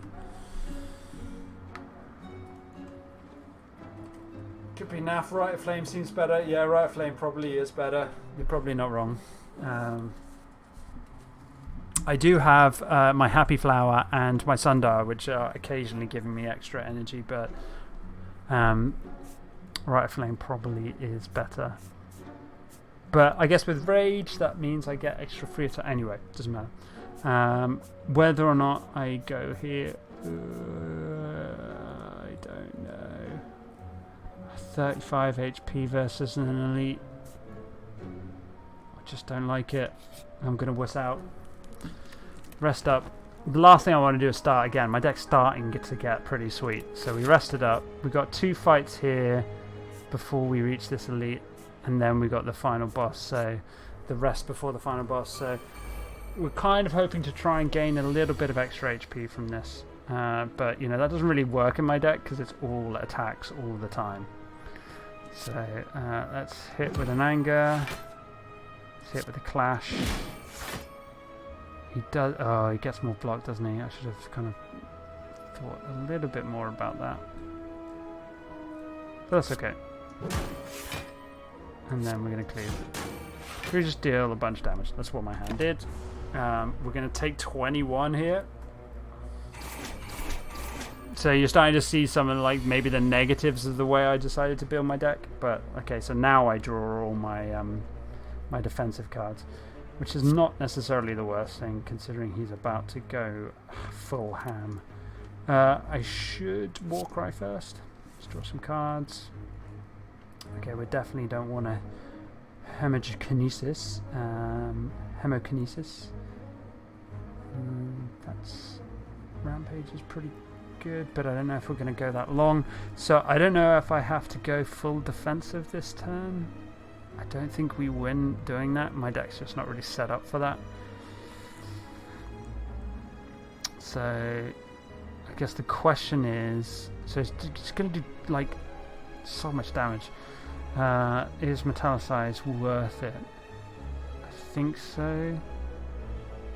Can we kill him? Right, always check for lethal, right, folks? So we can kill him and only take 2 damage, so we should obviously do that. Let's pop this back just in case, and then we do. I'm pretty sure we can kill him, even despite his block shenanigans. Yeah. Dave Maths checks out. Checks out. Didn't do it, got Exaxes. That's what we're talking about. With a regen potion as well. Game 3 strength's pretty solid. Don't really want that. Pommel Strike is good. It's interesting, like when if I'd have taken that Riot of Flame, Pommel Strike would have been the obvious no-brainer here. Gain 3 strength. I think it still is Pommel Strike. So we're at 40 HP. I do have a regen potion. So if I take the random, I can still take the elite here, and I think the random's slightly less risky than this. So, it's whatever this guy is, which looks quite scary. What I haven't figured out yet is how to work out if they're like scarier monsters than usual. So what are we doing? I think we're Warcrying first. Don't have any pommels, so I haven't made that mistake again. There's a Pommel Strike, which is fine. So I gained the Pommel Strike, which is unfortunate. So I think I put the Pommel Strike back on top anyway, so that I have it for next turn. Otherwise I'm just drawing one of the same cards. Anagreed is still 25. What I don't understand is what the deal with this backdrop is. I hope it's not like one use only, but I guess there's only one way to find out. So what are we trying to do? This does 25 damage for 2 mana. This is doing 14 for 1, 8, but it gets better. I think. How many cards? We do have 22 cards in my deck. Oh yeah, I got 4 mana. What am I doing? That's fine. We're just gonna play everything that's not strike. And we're done. Okay, so we took off a good chunk of him. What is he doing? Some form of perplexing glaze. Ooh, confusion. Randomize its cost. The hell? Okay, that's ridiculous. Is that like? Oh my god. If that's permanent. Okay, so what are we doing this time? We're obviously defending. Just get that out of the way. 3 mana means I'm only playing one thing this turn. Wow, that confusion really screws with my deck. This does 7 damage and applies to random. Not random.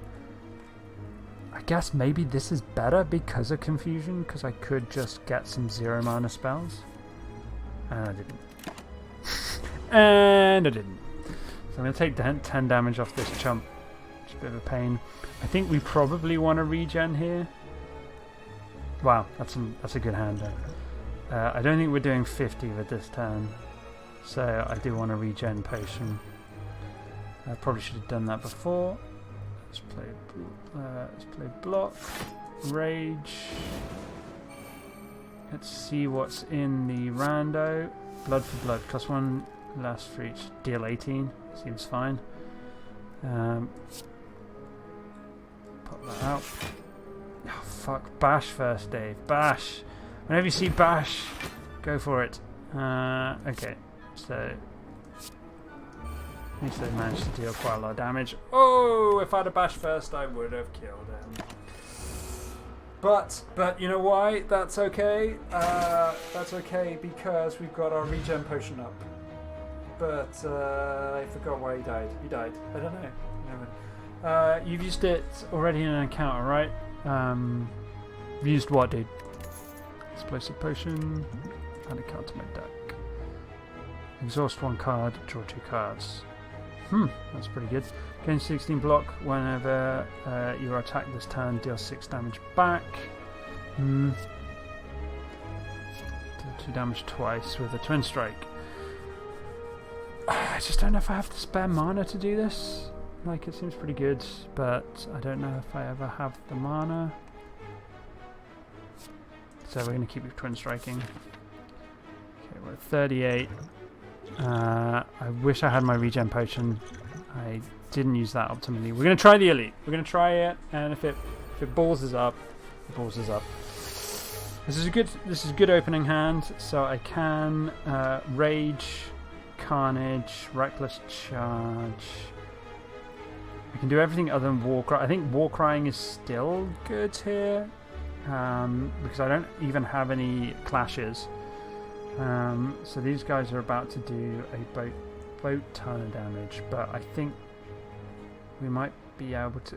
We certainly come close to killing one. Let's Dave Maths it out. Order laws all the time, dude. They've been constant. So 20, 10 is 30, 44. 44 as it looks. With Warcry we might be able to trade in Rage if I want to, but I don't think I do because we really want to. If we gain 2 strength, we can deal 10 damage to everyone. Like that's, we can definitely kill one of these guys. I'm probably gonna 13 damage guy maybe. Have I already used it in a 20? I don't know. I don't know if I played it actually. That's a good question. Is it in my deck? Let's have a look. Yeah, it's still there. Maybe just because it's a special thing, like bought from a merchant. Maybe you just can't get it from regular rewards or something like that. So I don't.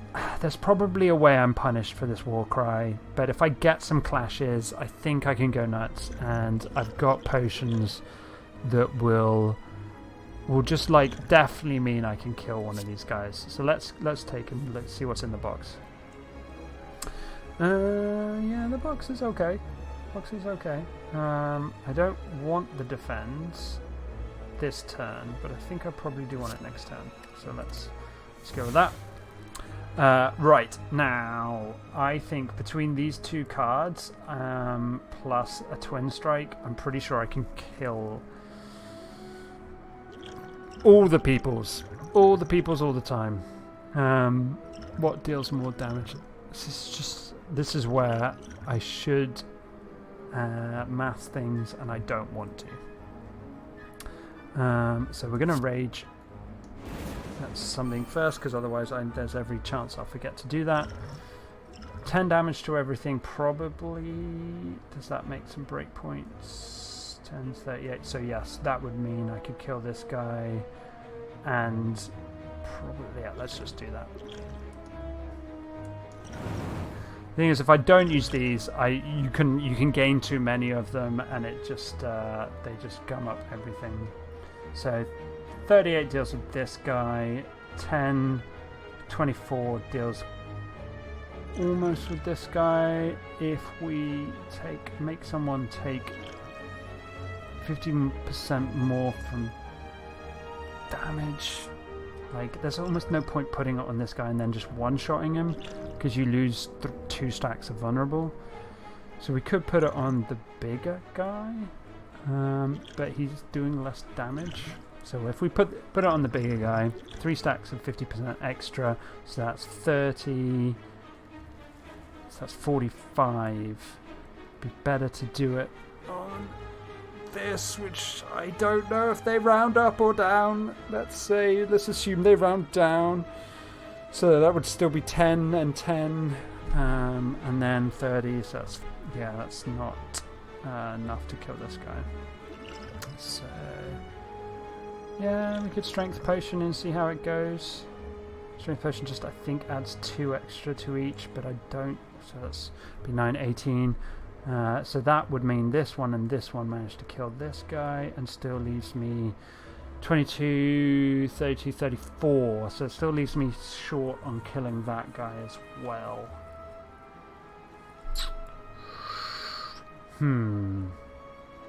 Okay. So I don't think I can kill 2 this time. I might as well keep a potion for the next fight. I want to kill this guy because he's doing loads of damage. So that's how we're going to roll this turn. We gain a ton of armor because we're doing loads of attacks. I still think it's best to kill the smaller ones first. Okay, so we're taking only 2 damage because we managed to gain some armor. We are going to get negative effects, which is a bummer. I don't mind the wound as much as I mind other things, actually. So, attack, attack, attack. Okay, so let's play our defense so that we turn on clash. We've only got 3. So, defends. Clash kills this guy, which is very nice. And then... Should I have done that? Maybe. I don't know. That's some good maths there, dude. Yep, 10, 10 plus 30 is... Did I say it was 48? Classic Dave. Do I want to do 18 damage, or do I want to 7, draw 2 cards? I think 18 damage is just too much to turn down.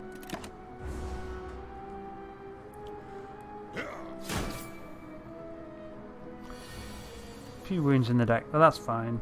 Fire breathing, fine, just to turn on the clash. And he did. Okay, I can't remember how many HP I came in with, but it probably wasn't much.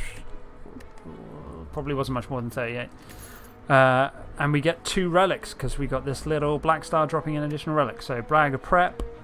At the start of each combat, draw 2 additional cards. Legit. The Boot. Whenever you would deal 4 damage or less unblocked attack damage, increase it to 5. 4 or less. Oh, okay, cool. So kind of good for little, kind of multiple triggers of damage. Wow, that's amazing with fire breathing. We need to bear that in mind. Fire breathing just got insane in our deck.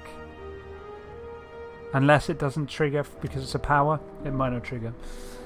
Alright, what's double tap? This turn, play your next attack. Your next is play. What? Okay, that's obviously bananas in our deck. Yeah, I don't want to. I mean, I do need to start thinking about creative ways of gaining block, like metallicize and other ways of doing things, maybe. But like this double tap seems crazy, crazy good in my deck. So we get to rest before the big final boss, which I definitely need to do as much as I like. I know I'm missing out on a lot of card upgrades, and I think that's just because I'm taking a very aggressive route with the deck rather than blocking as much as I probably should. God, this guy's pretty henched.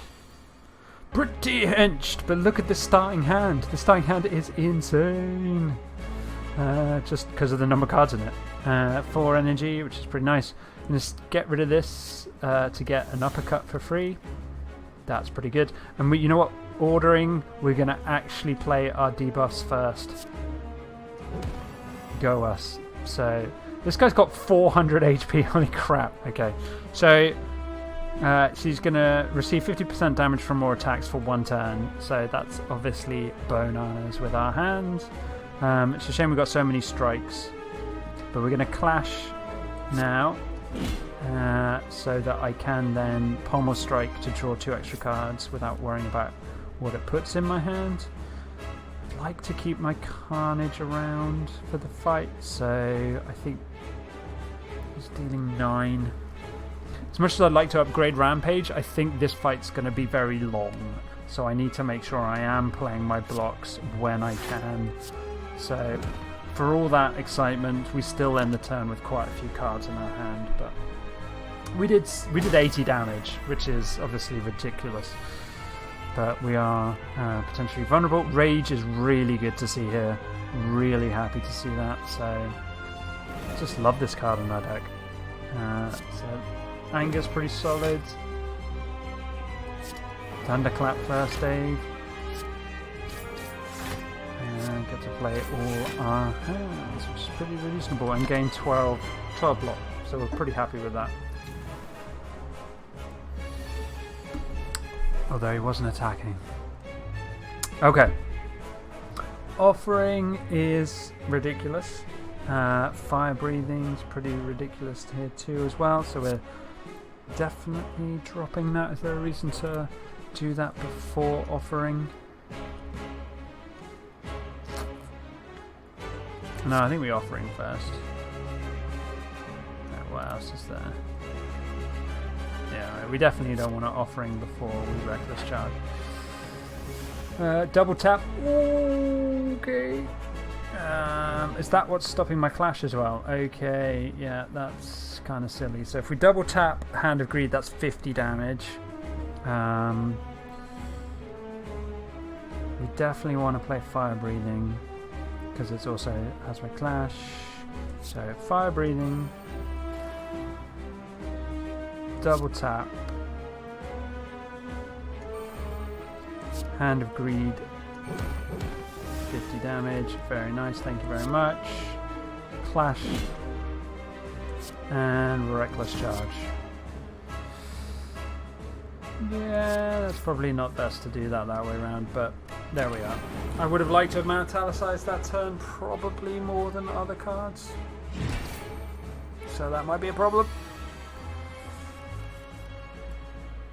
Okay, we can Warcry to put the days back, but I don't really want to do that. What's he doing? He's buffing, so I don't have to worry too much about defending this turn. So we Warcry and put the defend back. There's another one. So we can bash first to apply the vulnerable, and then hit him with these 2.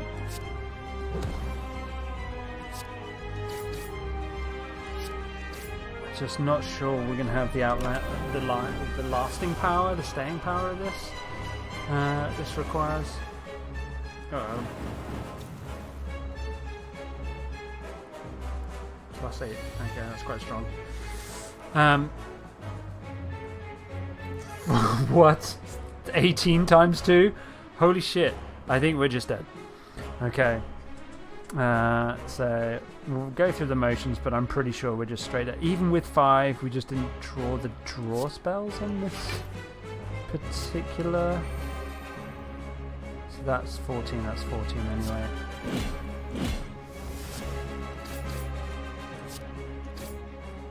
Yep. Even with the vulnerable, which I probably should have put on ages ago. Yeah, that was brutal. Oh, a nap sounds good. A nap does indeed sound good. Okay, what did we do? Enemy slain 13. What's my score? Unlocks remaining. Don't know what that means. Yeah, that guy just That guy just took me to town.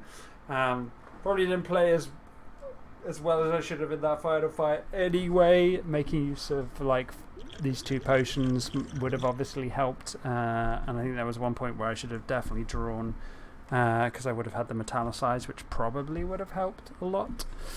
But yeah, we just unlock. Hey, we get the new character. That's cool. And we go to main menu. So he's a bit like more of a rogue character, I believe. So if you go here, I can now do the daily climb. Great. Compete with other players for the higher scores. Not likely to get many high scores, I think it's fair to say. But why not? Let's have a look. Time left 3 hours. Specialized. Start with 5 copies of a single. Okay, so they kind of give you like specific stuff you have to do, maybe, to get benefits or whatever. And you can see people's scores here, which is pretty sweet. That's kind of a nice touch. Yeah, leaderboards are always good. Seems like a bit of extra pressure.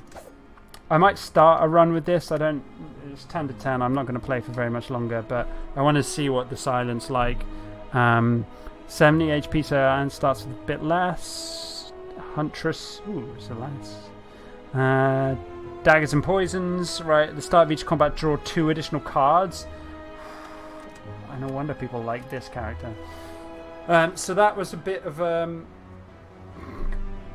right, this massive whale thing. Excellent. I brought you back. Enemies in your next combat, 3 combats have 1 HP. Max 8. I kind of like the idea of max. I mean, that sounds good, but the lower guys are all easy anyway. So like, max HP seems good. There's no elite there. Gives me the option of elite. Let's go for the unknowns. It's always lols. So I have no idea what is in my deck. Strike, deal 6 damage, defend, gains. Okay, so that's exactly the same as the last guy. Deal 3 damage, apply 1 weakness. Let's just do it this way. So you start with survivor, gain block.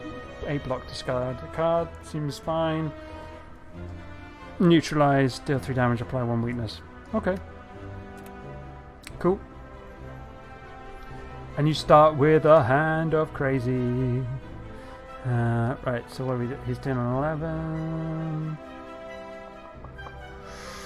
What am I doing here? I kind of want to deal 1 weakness. It's 44 damage. Okay, so deal 3 damage, apply a weakness. I'm doing that to start because it's free. Definitely doing 1 defend. Question is, okay, so he deals 25 less damage next turn, so I don't need really to do the other defend. The important thing with this guy to remember is as well that he doesn't regain 6 HP at the end of each fight. So actually, like, maybe taking so once you get this, takes it down to 6, so I'm only going to take 1. Yeah, it's probably not worth worrying about too much, but those ones will add up over the course of the whole run. Why did I take 3? Okay. So what's you intend to block and attack? Okay, fine. So I think I want to defend. I have a feeling I'm going to be defending a lot more with this guy. Oh, I get to choose the card to discard. Just assumed it would be random. Just because that not having that 6 HP at the end, like, of every fight, just seems like I'm way more vulnerable. So let's. Yeah, I think this card just still seems that just too efficient. So he's going to hit for 7, so I can get rid of that and still do that much damage.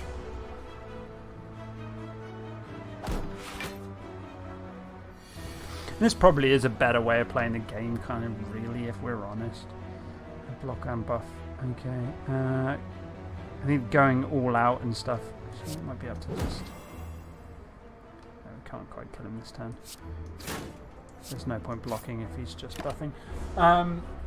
Like going all out damage and stuff is fun, but you know it's obviously going to cause problems when you run into like big boss guys, isn't it? You need to do something a bit more nuanced against those kinds of fights.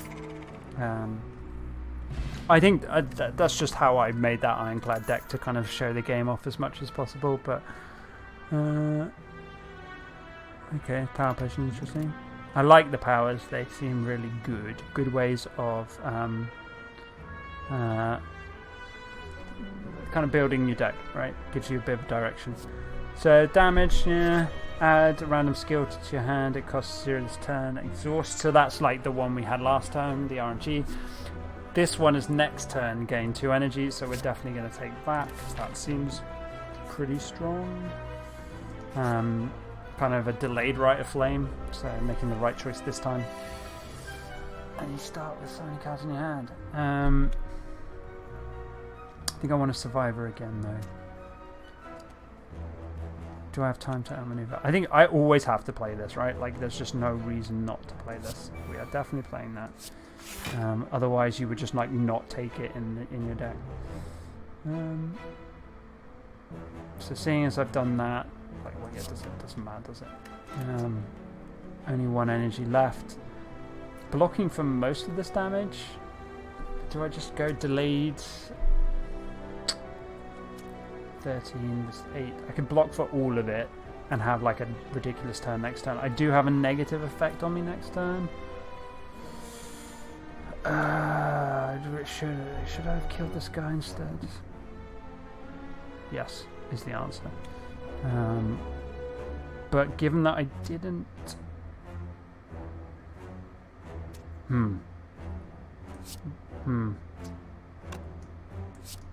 Okay, we're going to defend. Like, I'd spent the whole last run barely defending.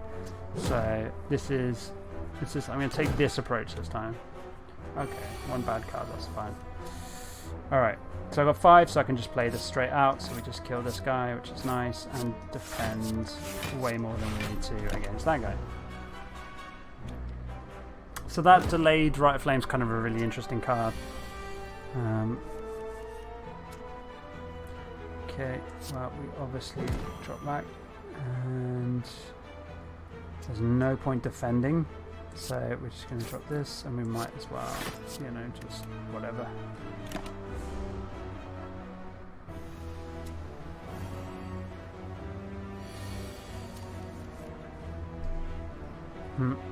Oh, I can play it to exhaust it. Yeah, okay, that's fine. That's not really worth it. At the moment, it's not such a bad thing having like 1 or 2 cards in your deck that come up and gum it up, because with only 3 energy, it's hard to kind of play everything anyway.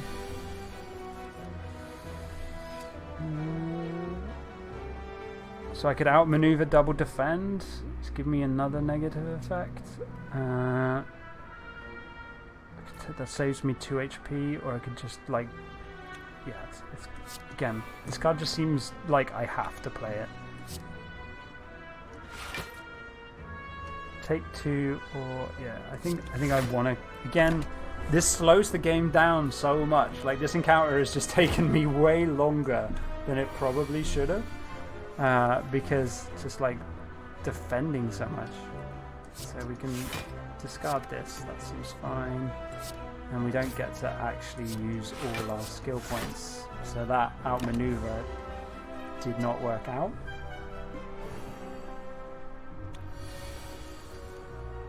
Okay, we can finally kill him. So yeah, it's a different way of playing.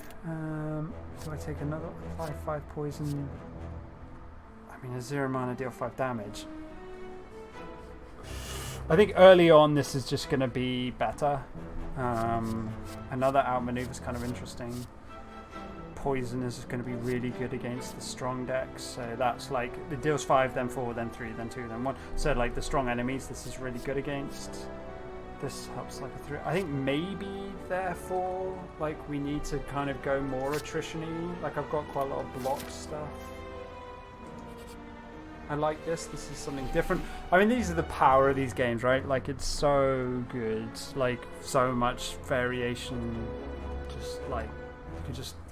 I already want to play more of this deck because it's just so different from the last one. How on the ground, approach the hole, blah blah blah.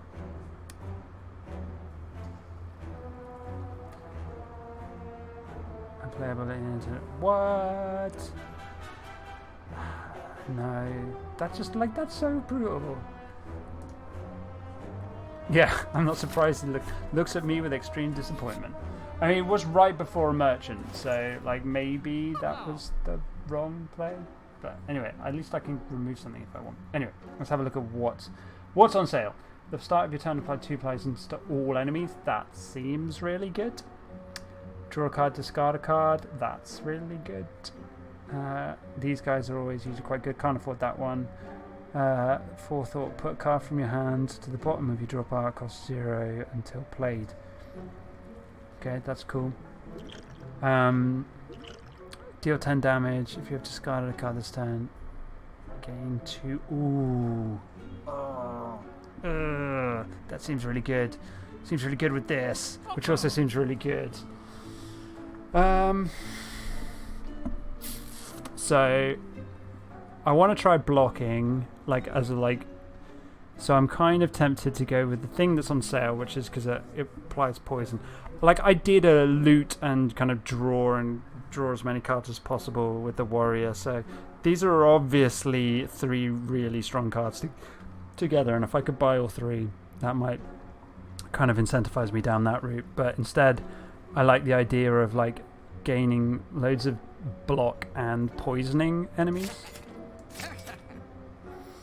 So that's what we're going to do. That's what we're going to do with this deck. And I'm also going to play this run way longer than I would if Sean was around, because A, Sean's not here, he's normally the one that wants to go to bed early because he's got, because we've got work.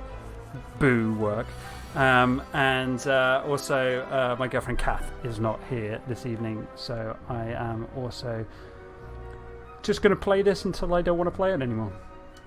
So we're going to poison the thing with the most life. Seems reasonable. No point defending, so I guess we just kill. We don't, yeah, because he curls up. Alright, everyone. Everyone at home who spotted his curl up. Work at 7:30, boo! Well, stay around as long as you want, Sean. But you could always, tuck yourself up in bed and watch the rest of this run. I'm sure it's going to be good nighttime viewing. And Ben's off as well. Well, that's fair enough. So play our power, because that's kind of cool. I think we're going to survive. Do we want to outmaneuver? So we could block 2 here. Yeah, I think we're just going to block instead. Keep the block up. Everybody is going to get poisoned. Thanks, dude. Yeah, thanks for stopping by. I really like this kind of game, as I've said. Like, I think it's legit awesome. But it's not everyone's cup of tea. But I hope you enjoyed watching along as I learn how to play Slay the Spire relatively badly. Yay! Right, what are we doing? So this guy's like dead. I guess that's what this green thing suggests. That shows you how much of his life he's about to take. So I think if we just it's just like dodge and roll, deal 4 damage. I mean, we can just kill him. Seems a bit of a shame. We just kill them. I mean, so much for our deck's plan, but it's going to work on the bigger stuff, I promise. Yeah, take it easy, Ben. Have a good one. So game 5 block and draw 2 cards seems exactly what we want to do. Deal 8 damage, draw a card seems fine. Deal 4 damage to all enemies twice seems crazy good. Let's do some backflip in.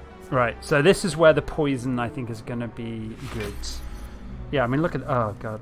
He's got metallicize. Okay, 8 block at the end of his turn. Okay, this could be... This could be tough. This could be tough. I think we're going to have to get a lot of poison on this guy and hope that that's enough. And we're going to have a good turn next turn.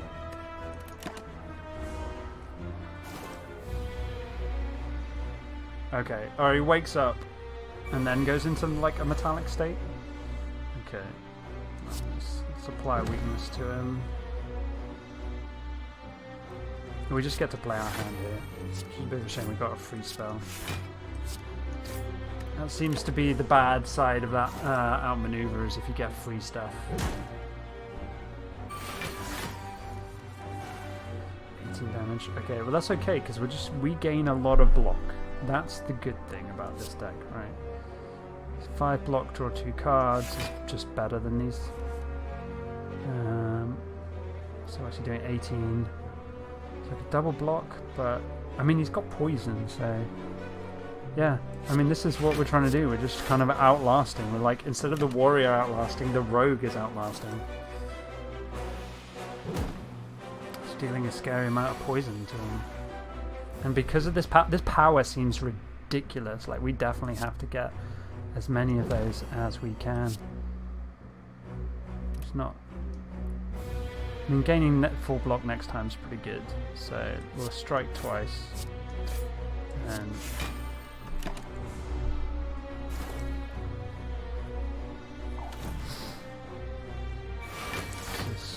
okay, decrease block from 1 game. That's bad for us, but definitely want to apply more poison. Question is, do I want to outmaneuver? It's showing 18 damage. That's a lot of damage. I think we want to apply 4 poison. Definitely want a survivor. Discard the strike. I want to gain 4 block to take less damage, or gain a better turn next turn. What's in my discard pile? So we do have like 3 spells in there. 1. We have 1? Yeah. Oh yeah. Oh yeah. Cat wants feeding. That gives 4 block. I think we're going to outmaneuver this turn. See how that works out. Hiya. You say hello to all the people at home. Hey, at least we get to play all our spells this turn, but we still have this. This sucks. Dexterity sucks. Block, block, block, block. I mean, he has 15. Stop hitting the mic. How much was the game? It was on sale in the summer sale. I think I picked it up for like 7-8 quid. I think normally it's closer to the 15 quid mark.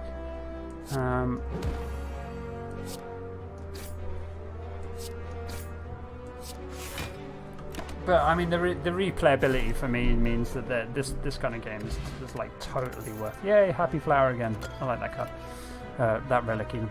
Yeah, it seems totally worth the amount of money to me. I would pay kind of full price for this kind of game because I'm just going to play the hell out of it.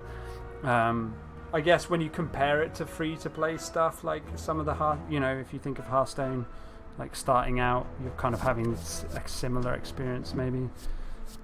What a shiv. 0 attacker cards. It's kind of okay. Do 8 damage twice. Decreases damage for number. Let's go for this 2. Okay. Wow. Draw 3 cards. Discard a card. I think I do need to just keep some damage going, and that card just seemed too good not to take. It was gold, right? So gold is good. Oh yeah, this one.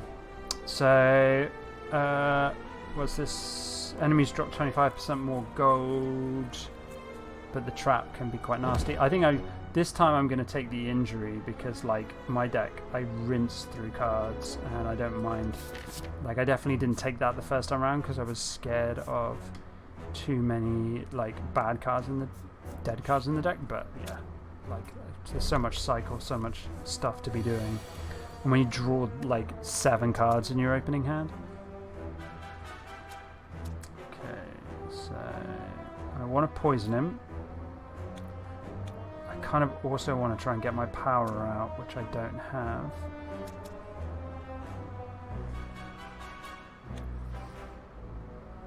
Yeah, Hearthstone Adventures being free, although like the Dalaran Heist you have to unlock, don't you, either with monies or gold.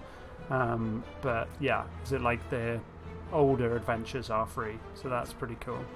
Yeah, 15 quid.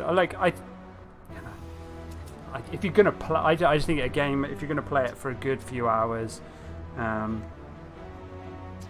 yeah. I mean, I don't know if it's on Switch, but like I would play the hell out of this on Switch just because you can just pick it up and put it down so easily. Like if I'm at my computer, maybe I do want to play something a bit more involved, something like Hearthstone. But like I can just imagine like this on a Switch being really, really good. So I might look into it for that as well. Yeah. So we're gonna poison this guy. What's this? Oh yeah, he splits up. He's about to do a hell of a lot of damage though, so I'm a little concerned about that. So I definitely want to backflip. Let's just see what we draw. Nah, not a huge amount. So I'm kind of going to go poison, and then as good as Glass Knife is, I'm more concerned about damage coming in, so we're just going to block some of that a bit more. So yeah, this opening hand, like being 7 cards, is really good, but it's obviously much better when you have a lot of cheaper spells, like free spells particularly. So we're always playing Noxious Fumes. It's only hitting for 11, so I can afford to outmaneuver defend. So yeah, I might need to kind of bear that in mind with this particular build. Oofed. So yeah, that's unfortunately the injury. Oh, my flower triggered as well. I should pay attention to that. So this has just been like a wasted outmaneuver. I need to play better with outmaneuver, I think.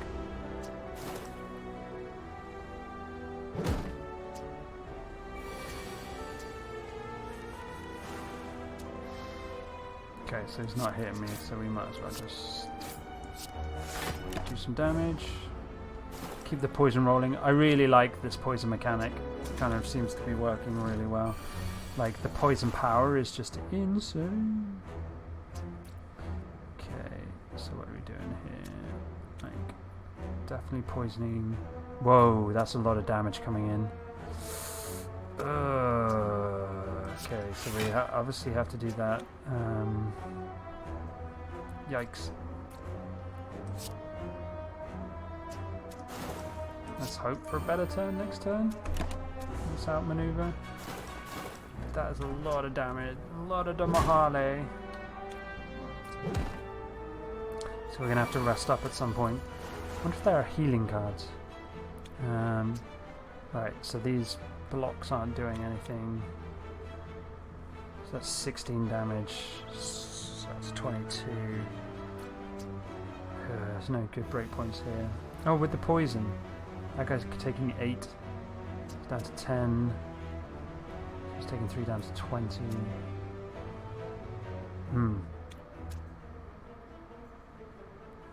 So 16, 19. Yeah, we might as well do this then. Just kill that guy. I didn't notice I had more. It's really bad at that. That's okay. So strike. And we'll get rid of that. We might as well defend as well.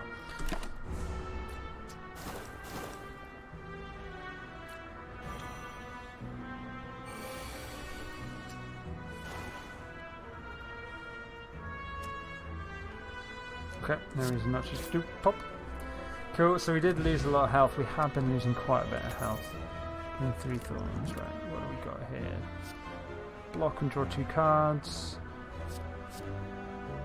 Ooh, 6 damage, apply 3 poisons, pretty sweet.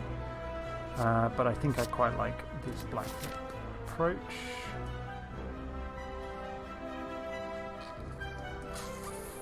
Okay, so here on this route, the elite comes before this. So I don't like that so much. So we're going to go this route. We want to rest before we hit the next elite. Whenever you obtain a curse, increase your max HP by 6. Okay. So we've got 25 more gold. We've got this guy. And then whenever we obtain a curse. Right, we need to be blocking like crazy against these guys because we're only at 27. Drawing Noxious Fumes is amazing, obviously. So we're doing 7. So, right, we can obviously take that for free. Love me a Noxious Fumes. I think backflip is probably still worth it. Just to cycle through. Do I want to outmaneuver? We're blocking enough. What are we going to do? We're going to do 6 instead of outmaneuver? Let's just outmaneuver. It's going to pay off. At some point, it's going to pay off. Not this turn, but it's soon. Right, so we're obviously applying poisons, because that's what we do. We're blocking.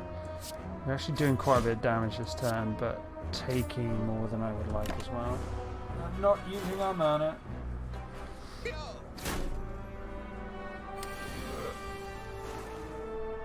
Okay, so we got lots of dodge this time, which is good. Yeah, block for that. And strike here. Probably should have dodged instead of the discard one. Yeah. Oh, nice, dude. So does draft and arena work pretty much the same as you'd expect anywhere else? Have you got to like wait between rounds and stuff, or is it closer to, I suppose, how MTGO worked most of the time now? Draw a card, discard a card, seems good. I like prep.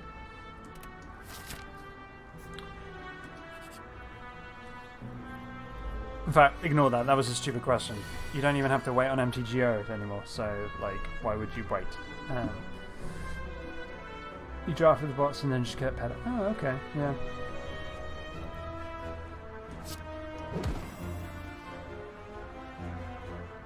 Nine damage. Okay, kind of survive. I've got 4. Okay, so let's survive there.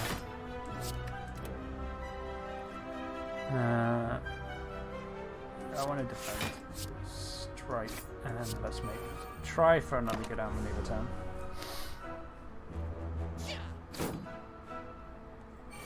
Is it very noticeable drafting with bots?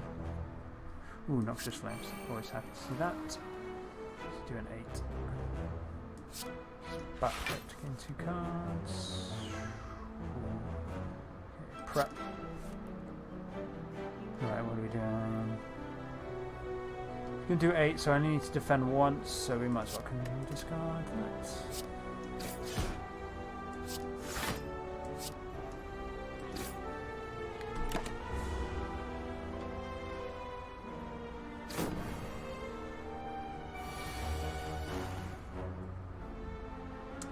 Okay, yeah, let's backflip.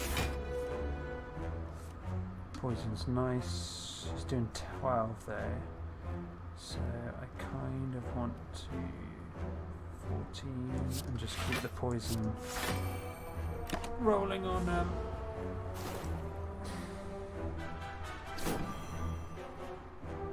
got a lot of vulnerables, so when I've only got 1 turn vulnerable. Okay, let's prep. So we can discard this injury. Love me that prep. Just doing 6. Yeah, guess we just play everything and kill him. And kill him, Dave. Watch that. Okay, so now we've got 3 potions. We should probably like start doing that. Like prep as well. Another dodge and roll wouldn't be the worst.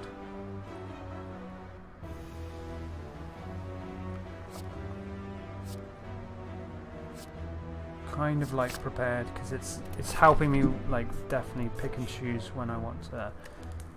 Right, let's rest. Obviously, because we've got an elite coming up. Perhaps let me figure out. Yeah, we definitely go for the elite here. These guys. Oh, these guys are interesting because they negate 1 debuff.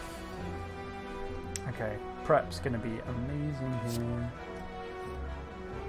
So discard that. It's only going to be amazing if we actually draw something good, which we don't. So we don't need both defends. We need the 1. which we do need. So we're going to go ahead and pop the defense up. And let's start killing the lowest health one. Because the poison effects will hopefully take down the damage. So preps are also going to be really good against their debuff, which are like these dazed cards, which are really annoying. Right, we've got 18 coming in, so I get to neutralize, but okay, well, we dodge and roll, defend. 18 coming in, slightly scary. Did quite a lot of damage there, but we haven't got our poison, which is a real bummer. So we're taking 9 here.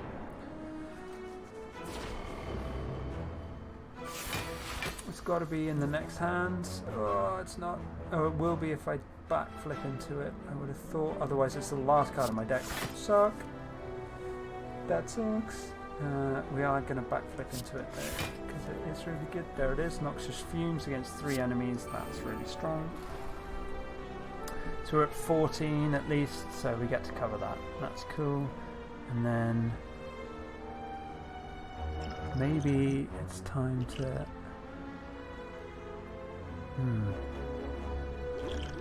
Gonna keep this for the next boss, I think.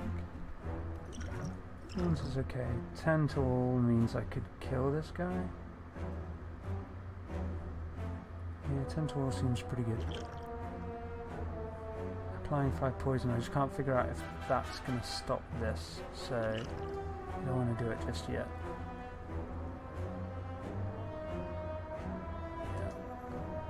Let's deal 10 damage to everyone and kill this guy. I had enough block to stop him coming in, but I think just getting rid of one of them is okay. Bots are okay, sometimes they overlook the archetype. Okay, yeah, fair enough. I guess that's quite a complicated concept to program into bots. Archetypes. Great, read, defend, because we're taking a bunch of damage. So we can do 12, 18, 21, which is not enough to kill these guys. So we're going to take a fair bit of damage.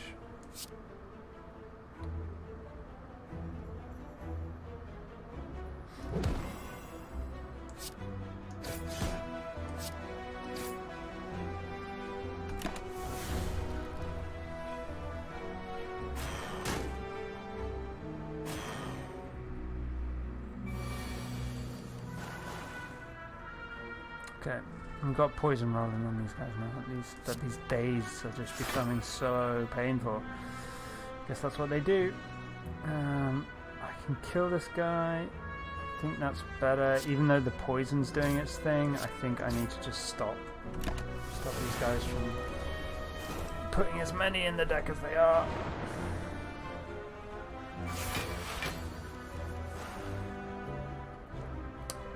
Let's prep to get rid of one of these days. That draws me a daze and then backflip. Prep again.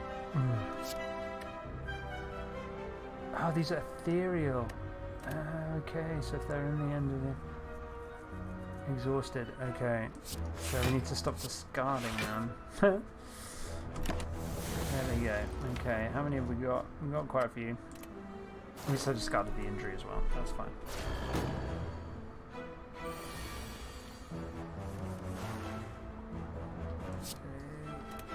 Don't need to defend, but yeah, we'll double strike. Poison's rolling nicely.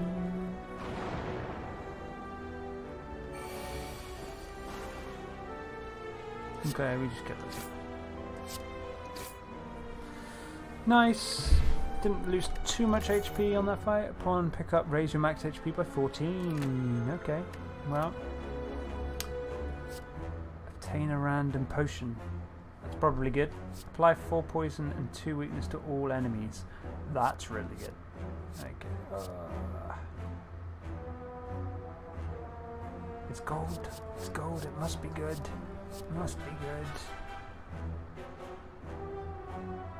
Don't know what obtain. Oh, potion. Okay. Yeah. that's good, but like this is poison. I think we have to take the poison. Okay, just a random fight. Okay, so we've got 4, so we need to bear that in mind. This will be good when, yeah, because it's exhaust. It'll be really good when he splits. He's doing 16 to start with, so I do want to start back, like defending. Just prepare, and then we can discard an injury. What are we doing? So that's 15 or yeah, that's. There's no reason to do. I don't think we're not playing Crippling Cloud this time. So let's neutralize. That'll mean my block is enough.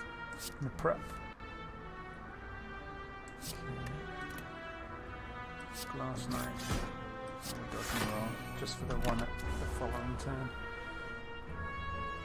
That could have been done more efficiently. It's been the story of the evening. Could have been done more efficiently. Doing that. Draw some cards because we want this. And do we want to? I'm going to do that for next turn. Might only free spell here. Yeah, that's not going to do that because he's not attacking. So.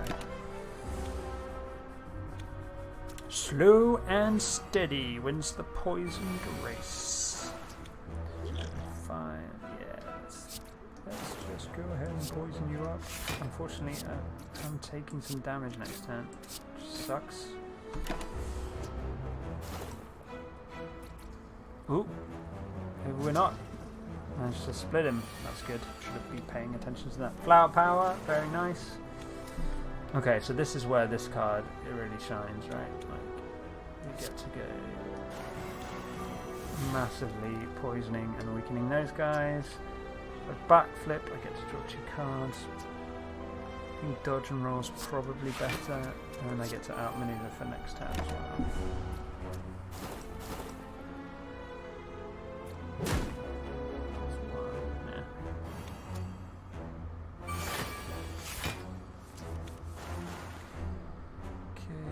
Prep.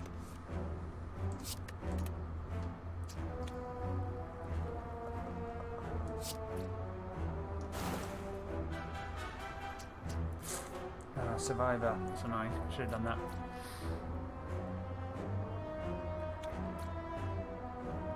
Which is the quote from Darkest Dungeon, dude. This will be interesting to see if I can play this without a card to discard. Let's try that. I haven't tried that yet. You 100% can and should. Can't remember, dude. Do love me some Darkest Dungeon, but it's been a while.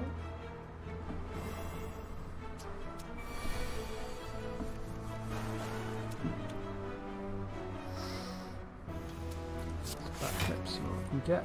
A couple of defends. Can we kill this guy this turn? 4, 8, 12. Oh, he's got 13 poison on him instead. He did!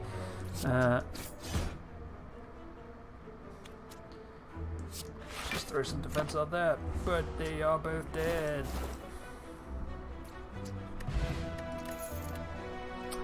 Okay, prep is always good. Calculate game. Discard your hand, then draw that many cards. Nice. That's. I think we need to do that because, like, what I'm looking for always is that power. So I like that idea. Oh, so steady. Yeah, that's true. I think it's a far more complicated quote than I gave. He did like to be quite verbose, that Darkest Dungeon guy. Okay, so we rested up before the elite fight. What is this noise? Hexaghost. He's his intentions are unknown, but he's not attacking apparently. So that's cool. We have Noxious Fume, so we don't need to calculate gamble. But I suppose I could drop it. And poison, and then like maybe I'm more interested in keeping this around just in case I need it. Did say he's not attacking, so I guess we just go ahead and double strike him. I guess. Do we trust these? Do you have a smith? Yeah, you can upgrade a card. Like, obviously, it is really good to do, but I am always needing HP. What the hell is this? Okay. 6 times 6. Right. The hell? So let's prep, see if we can get... I'm just gonna have to like defend 3 times. Like...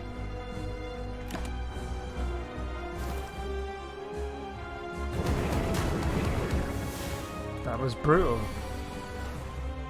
Okay, yeah, that's a bit more normal. 1 times 6 will take. Right, so let's backflip because it's just too good not to. Okay, neutralize this guy. Glass knife on a weaken. Okay, yeah, that's fine. That's fine. We can just like lay some damage down. This is only doing 4 plus whatever this negative effect is. 6 times 6. Oh, that just came out of nowhere. Unplayable at the end of turn, you take 2 damage. That seems scary. Okay, so 4 poison for 2 mana is pretty good. He's doing 5 times 2, so we need to just put up 10. I would like to do this, please. And then I think... Yeah, let's prep, so just see what we get. Okay, an extra defend, that's fine. I think that's better than outmaneuvering or glass knife that turn. Just keep the poison stack high.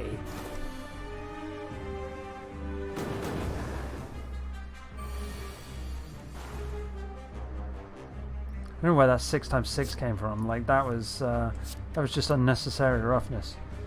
So let's we can play our whole hand this time, which seems good.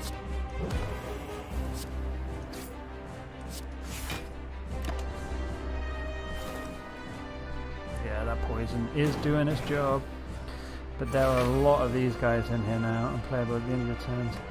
So we just gotta hope they come up with preps. It didn't come up with a prep, so that's fine. We do have block though, so and he's only buffing, so just deal some take this opportunity to deal some damage. Yeah, it's good to know that block stuff still works. On those damage. 12 block, but I mean okay, like this, let's see what we draw. Apply 5 poison, and then I'm going to calculate gamble, because that's just like the worst versions of what we could have, I suppose, apart from this thing, but because prep, you get to do that, which is legit. If I want to prep again, oh, he's actually doing 14, so we probably do need some extra way of defending. There we go. As much as I'd like to play glass knife, I don't want to take any damage against this punk because he just randomly deals loads.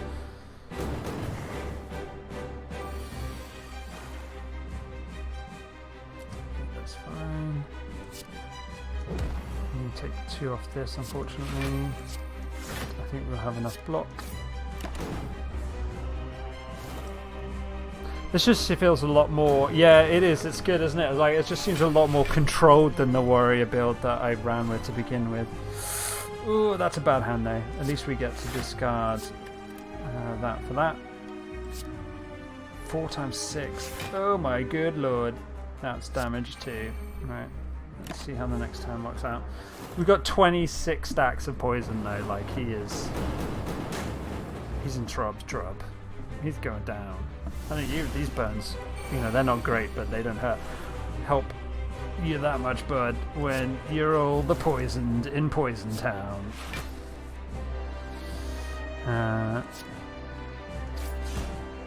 Just gonna like trips defend because there's no point because he's dead because of poison. Yeah. Achievement unlocks the ghost. Oh yeah. See what we get.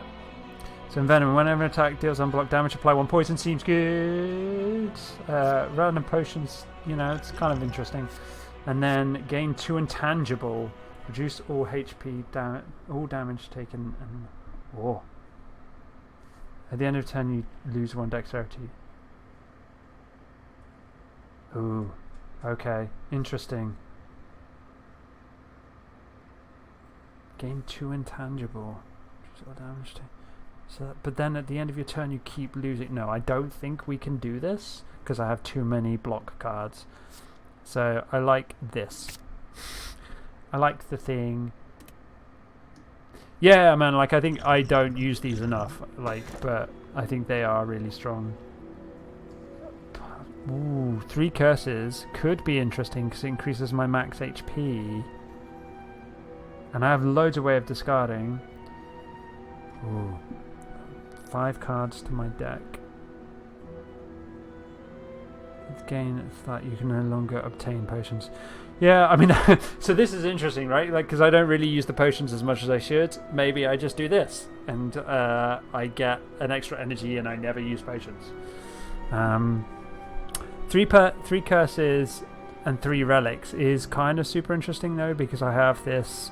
Whenever you obtain a curse, increase your max HP by 6. So I'm assuming that's like 3 curses are bad, but I have quite a few draw and discard, so maybe that offsets that. This is interesting because I just get to add 5 cards to my deck. I have no idea like where they come from, how much I get to choose them or not.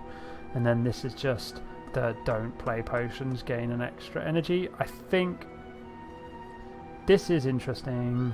You like the bell? 1 vote for bell. I mean, an extra 8, if I'm reading that right, an extra 18 max HP seems pretty strong. 3 relics is like, this is like an extra +2 relics on this, because obviously this kind of doesn't do anything. And I have a lot of draw and discard. So we're going to go Bell. I think you're right. So, the end of turn, gain 1 week. At the end of turn, gain 1 week. If transformed or removed from your deck, lose 3 max HP. Okay. Right. And we get the boot. Okay, so I think that's good. We didn't get to play that much before. I'm assuming, I don't know how this interacts with poison. If your HP is full, gain what? That seems legit. I wonder if we're ever going to have HP. I think at the start of the run we go up to full HP. Can't remember. You can no longer become weakened. Okay, that's good, because I think some of my curses add a week, so maybe the ginger just kind of like totally stops that, and we are up to 109 HP, and we're back to full. Nice. I'm glad we got the double vote on the bell there.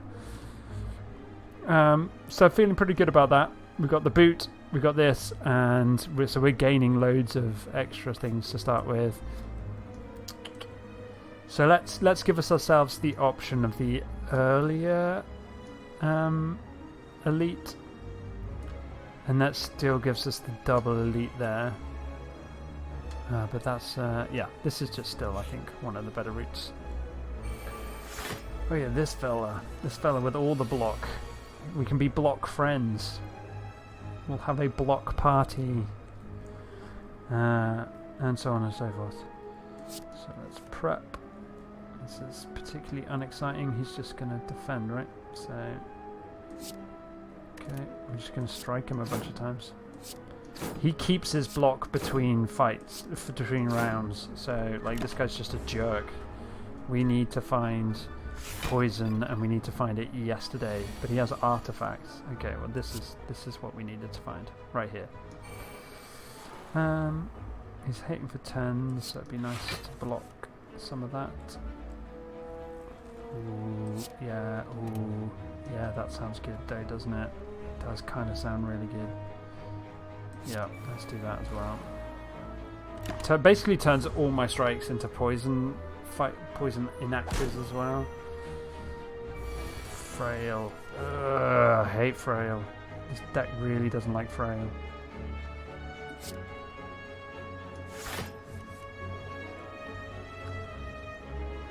So all that stuff about like if your HP is full, like whoever gets that for that long, I guess that's really good in the other dude.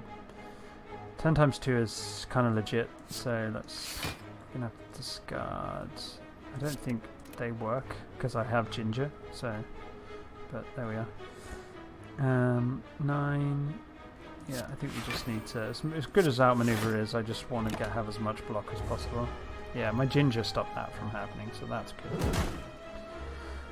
But we need to start doing some damage. Our poison is slowly getting rid of this artifact, so that's something. Alright,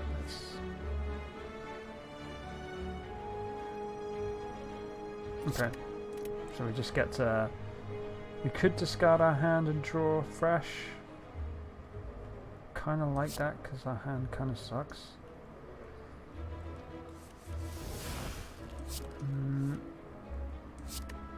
Seems it could always be worse. Okay,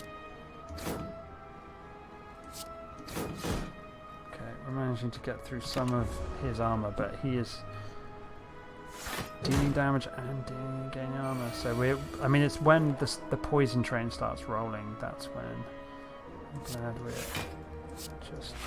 just this frail is just so bad for my deck. Sometimes 2 is pretty good, so that's 14. So yeah, I'm just going to have to get more block, just keep it going. So I think now we're actually going to start adding poison to him.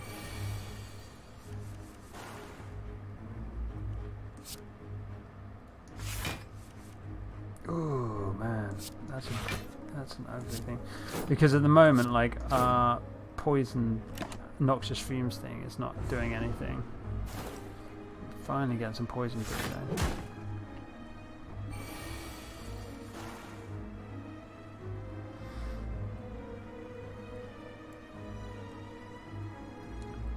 Okay, I think we need to crippling cloud. That weakens him, and then Survivor's probably the best.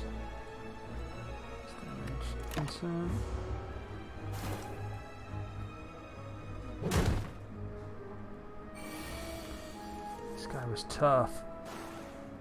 Don't know if we just didn't get quite the right cards early, but that at least kills him. I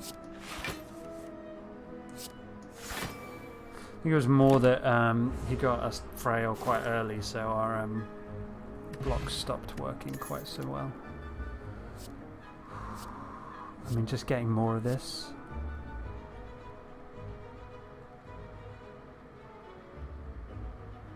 Ooh, 15 damage, draw 2 extra cards next turn. That seems kind of good. But I think, like, I don't know if that stacks. I'm interested in seeing if it does. And I also just want an increased chance of always getting it. So, like, just having it in my starting hand just seems to make such a big difference for this deck. So these guys do all those bits of attack, so we're gonna dodge and roll. A glass knife thing. Kind of don't until these feather things have gone. So let's drop this and drop that. That ginger worked out real good.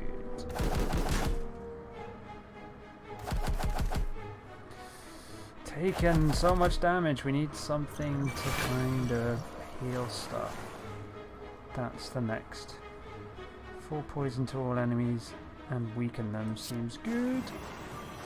So there's, that's why that 0. 5 times 5 is such a big difference.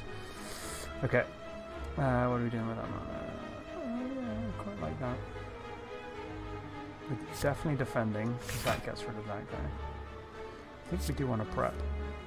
That's fine, just get rid of that. Is it worth applying poison or whenever an attack deals unblocked damage?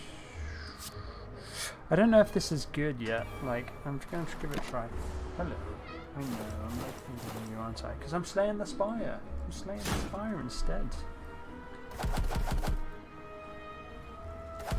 So weakening, like, is our other best friend as well. Like, should try and get more of those. So like this kind of thing. they all buffing? Okay. So we probably want to prep then and get rid of a defend. Backflip. Hello. Neutralize. This guy dies if I deal him. Not if I deal 6. Hi, saying hello to everyone. So 12, 13. That guy I can't quite kill. No. I can kill one of them. It's not crazy efficient because he gets 2 at the start of my turn. Oh no, I kill him with this. That's fine. And then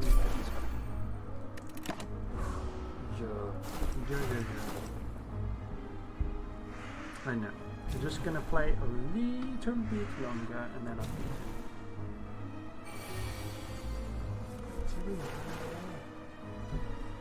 right, what we got here? So yeah, I want to see if this stacks. Does that add 4? It does. Oh my god, that's good. So they're doing 10. We're not gambling this time. What are you doing? Stop being an idiot. Come on. Cat.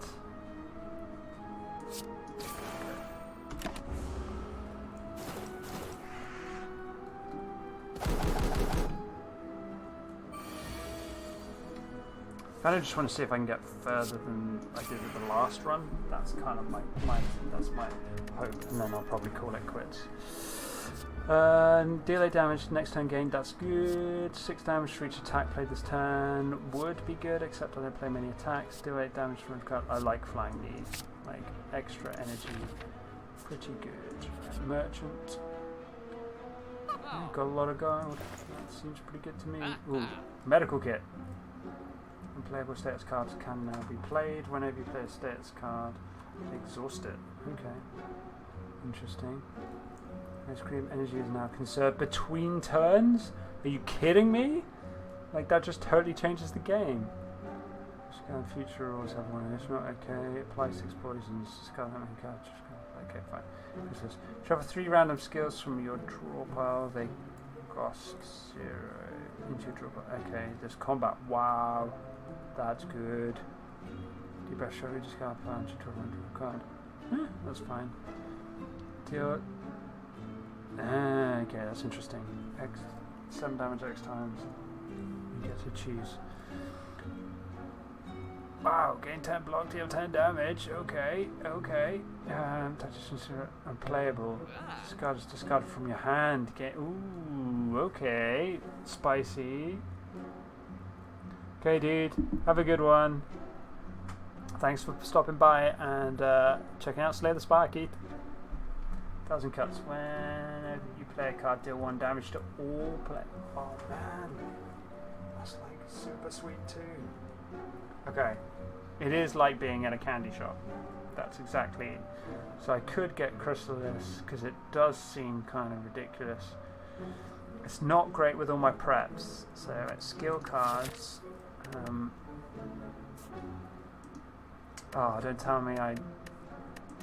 Okay, that's fine. Cool. So skill cards, I do have. So that's an attack, but prep is skill cards, and so is calculate gamble. So I actually have too many 0 costers for Chrysalis, I think. So these two work quite nicely together. I do. So 1,000 cuts plus deep breath, just kind of free stuff. Whenever you play a card, deal 1 damage. This kind of works well with the poison theme as well. I like dash because I like blocking.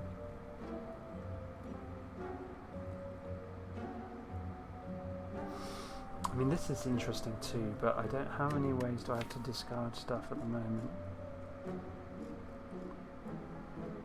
Like 1, 2, 3, 4. That's not bad.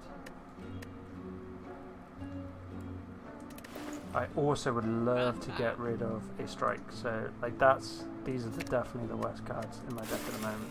So we're getting rid of that.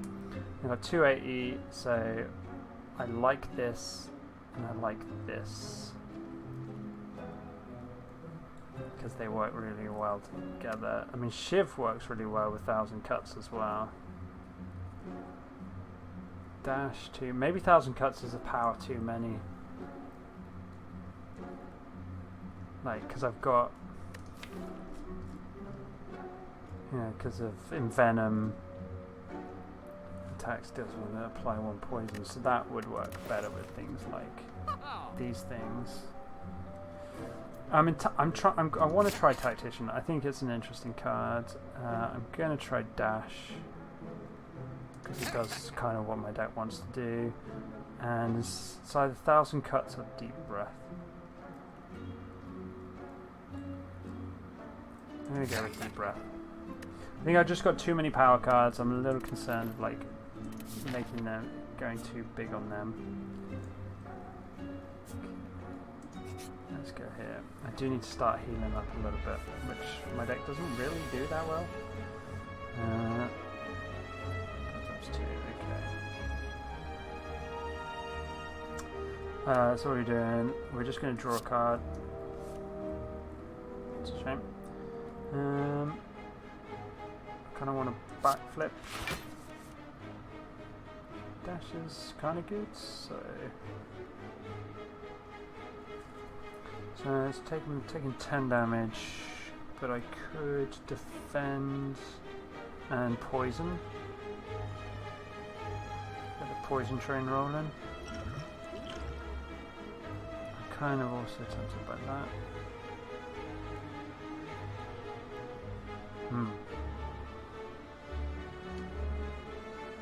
10 damage, 10 block. I don't really need that much block, so I'm kind of more interested in flying, needing this guy, and then dropping the 5 damage versus the poison. I think I need to keep the damage off there. That might be short-term thinking, but at least that gives me 4 for the next turn. 5 even. Okay, so we get to Noxious Fumes, that's great. Let's prep. What's better? Double Noxious Fumes. We're not using all our mana this turn, which is a shame, but we at least get double Noxious Fumes, which is going to start rolling very quickly. This is not frail. Play a non-attack card. Okay, that's fine. Except I have all non-attack cards. That's bad. Right, we want to imbalance, even if that gives us a dazed. That's fine. So we probably then want to attack, but we are going to take some damage. We're just going to get some defense. Yeah, we're getting a lot of dazed here, but like otherwise I just take way too much damage.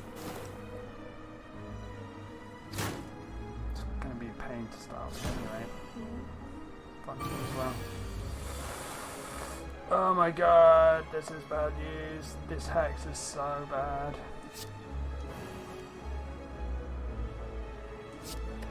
I know that they're ethereal, so they would be better in my hand, but I need some block. Yeah, that block's not nearly enough, but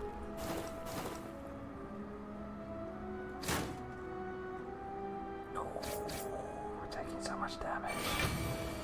Oh my god, look at this guy. Right, we have to... Alright, that kills him. That's good. This guy's just doing too much damage. Like this hex thing. Oh, that's bad for my deck.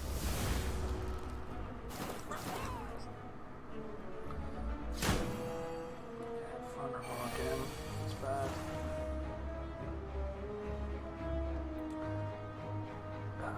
I have so few skills that don't just add these dates in. So we definitely weakness him. Maybe. Do we do this? Yeah.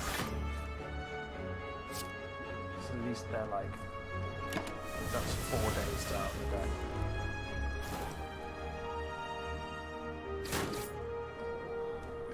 We're low on life. Deep breath. I want a deep breath. breath? I don't think so. So he gets a strike in, which adds another poison. Kinda do need a deep breath. So otherwise we're just gonna... We need to find some... strike was not it. Nope.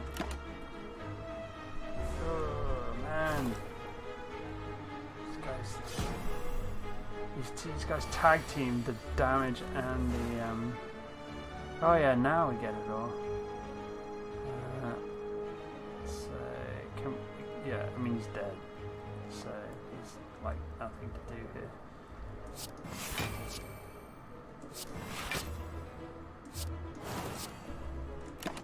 But we went down to 10.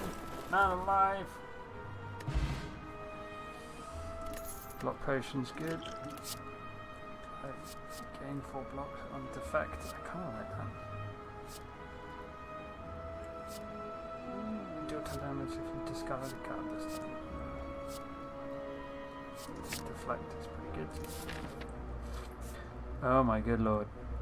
I don't know how. Right, we need to use our potions this fight and then get to that. Okay. Right. Okay, well I like this hand. Alright. I'm going to drink this potion. After you play a card, gain 1 block. That's good. At the end of your turn, retain up to 1 card. No. Okay, so after whenever you play a card, gain 1 block. That's legit.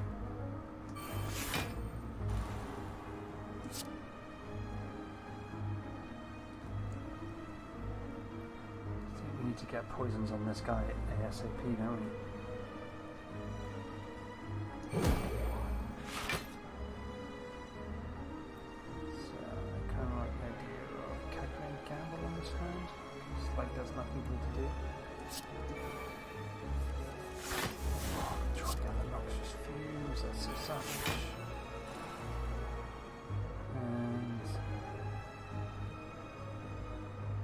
do I want a backflip? No, we need to strike.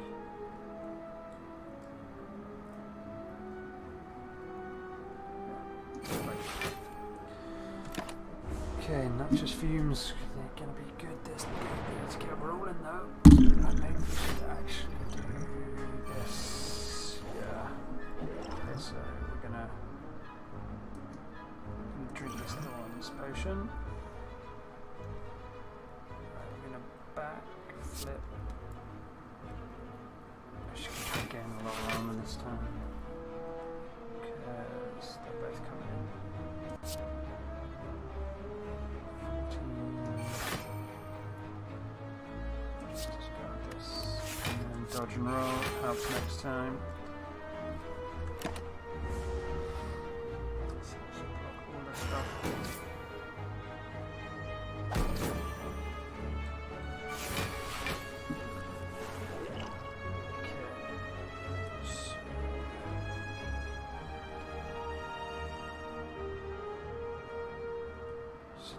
Just 20, so we need a lot of block here. We can block potion. I do have 4 damage. Venom's good, but I don't know if I have this time for it. It definitely won't be striking. So let's prepare. So I'm going to do 4 mana. I think in Venom.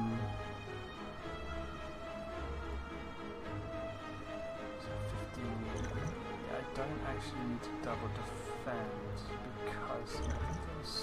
Oh, 1 minute back. So that adds, every time I play a card I get a block. So 2 to 3, it goes to 8, goes to oh no, it's only 3 block. Okay.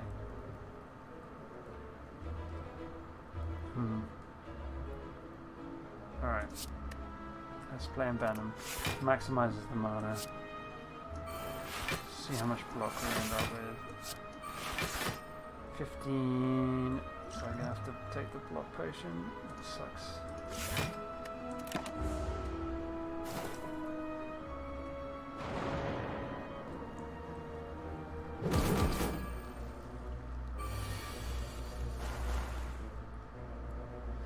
Okay, we're getting the poison going on here though, but oh dear, I think we're dead.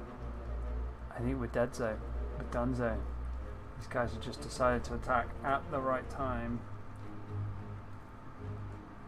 I don't think I can kill this guy and survive. I'm really maybe with the poisons? Oh, I think I do. I think I do survive. The poison does it. The poison does it. Oh my good lord. He's dead. He hits me, but I'm still alive on 6 health. We have to kill him this turn. So, he's a crippling that weakens him. We don't have any of his, so just going to draw a card. So the first things first, we have to draw a card. Oh, the strike does nothing. It does add block, so is that enough?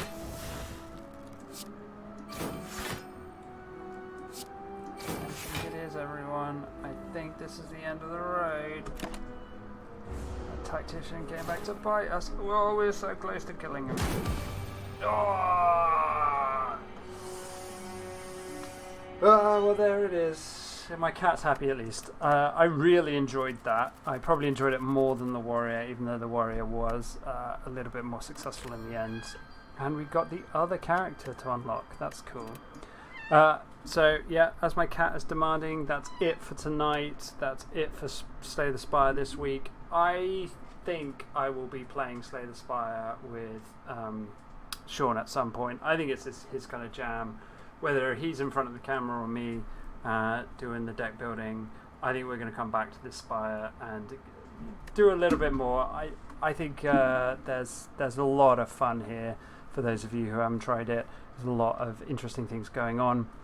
So just remains to say thanks everybody for joining me on a solo Pillbug stream. I hope you've had a good time. I hope you haven't missed Sean too much. I know I have, but he'll be back next week and we'll be doing Stellaris again. I believe we are kind of closing in on the mid to late to end game of our Stellaris campaign, so do check us out next week. You can always find us on pillbug.zone and do check our stuff out on Steam as well. Thanks very much. Thanks Sean, thanks Keith, thanks Ben, thanks everyone for popping by. We had a late one tonight, but I hope you enjoyed it. Take care. Bye now.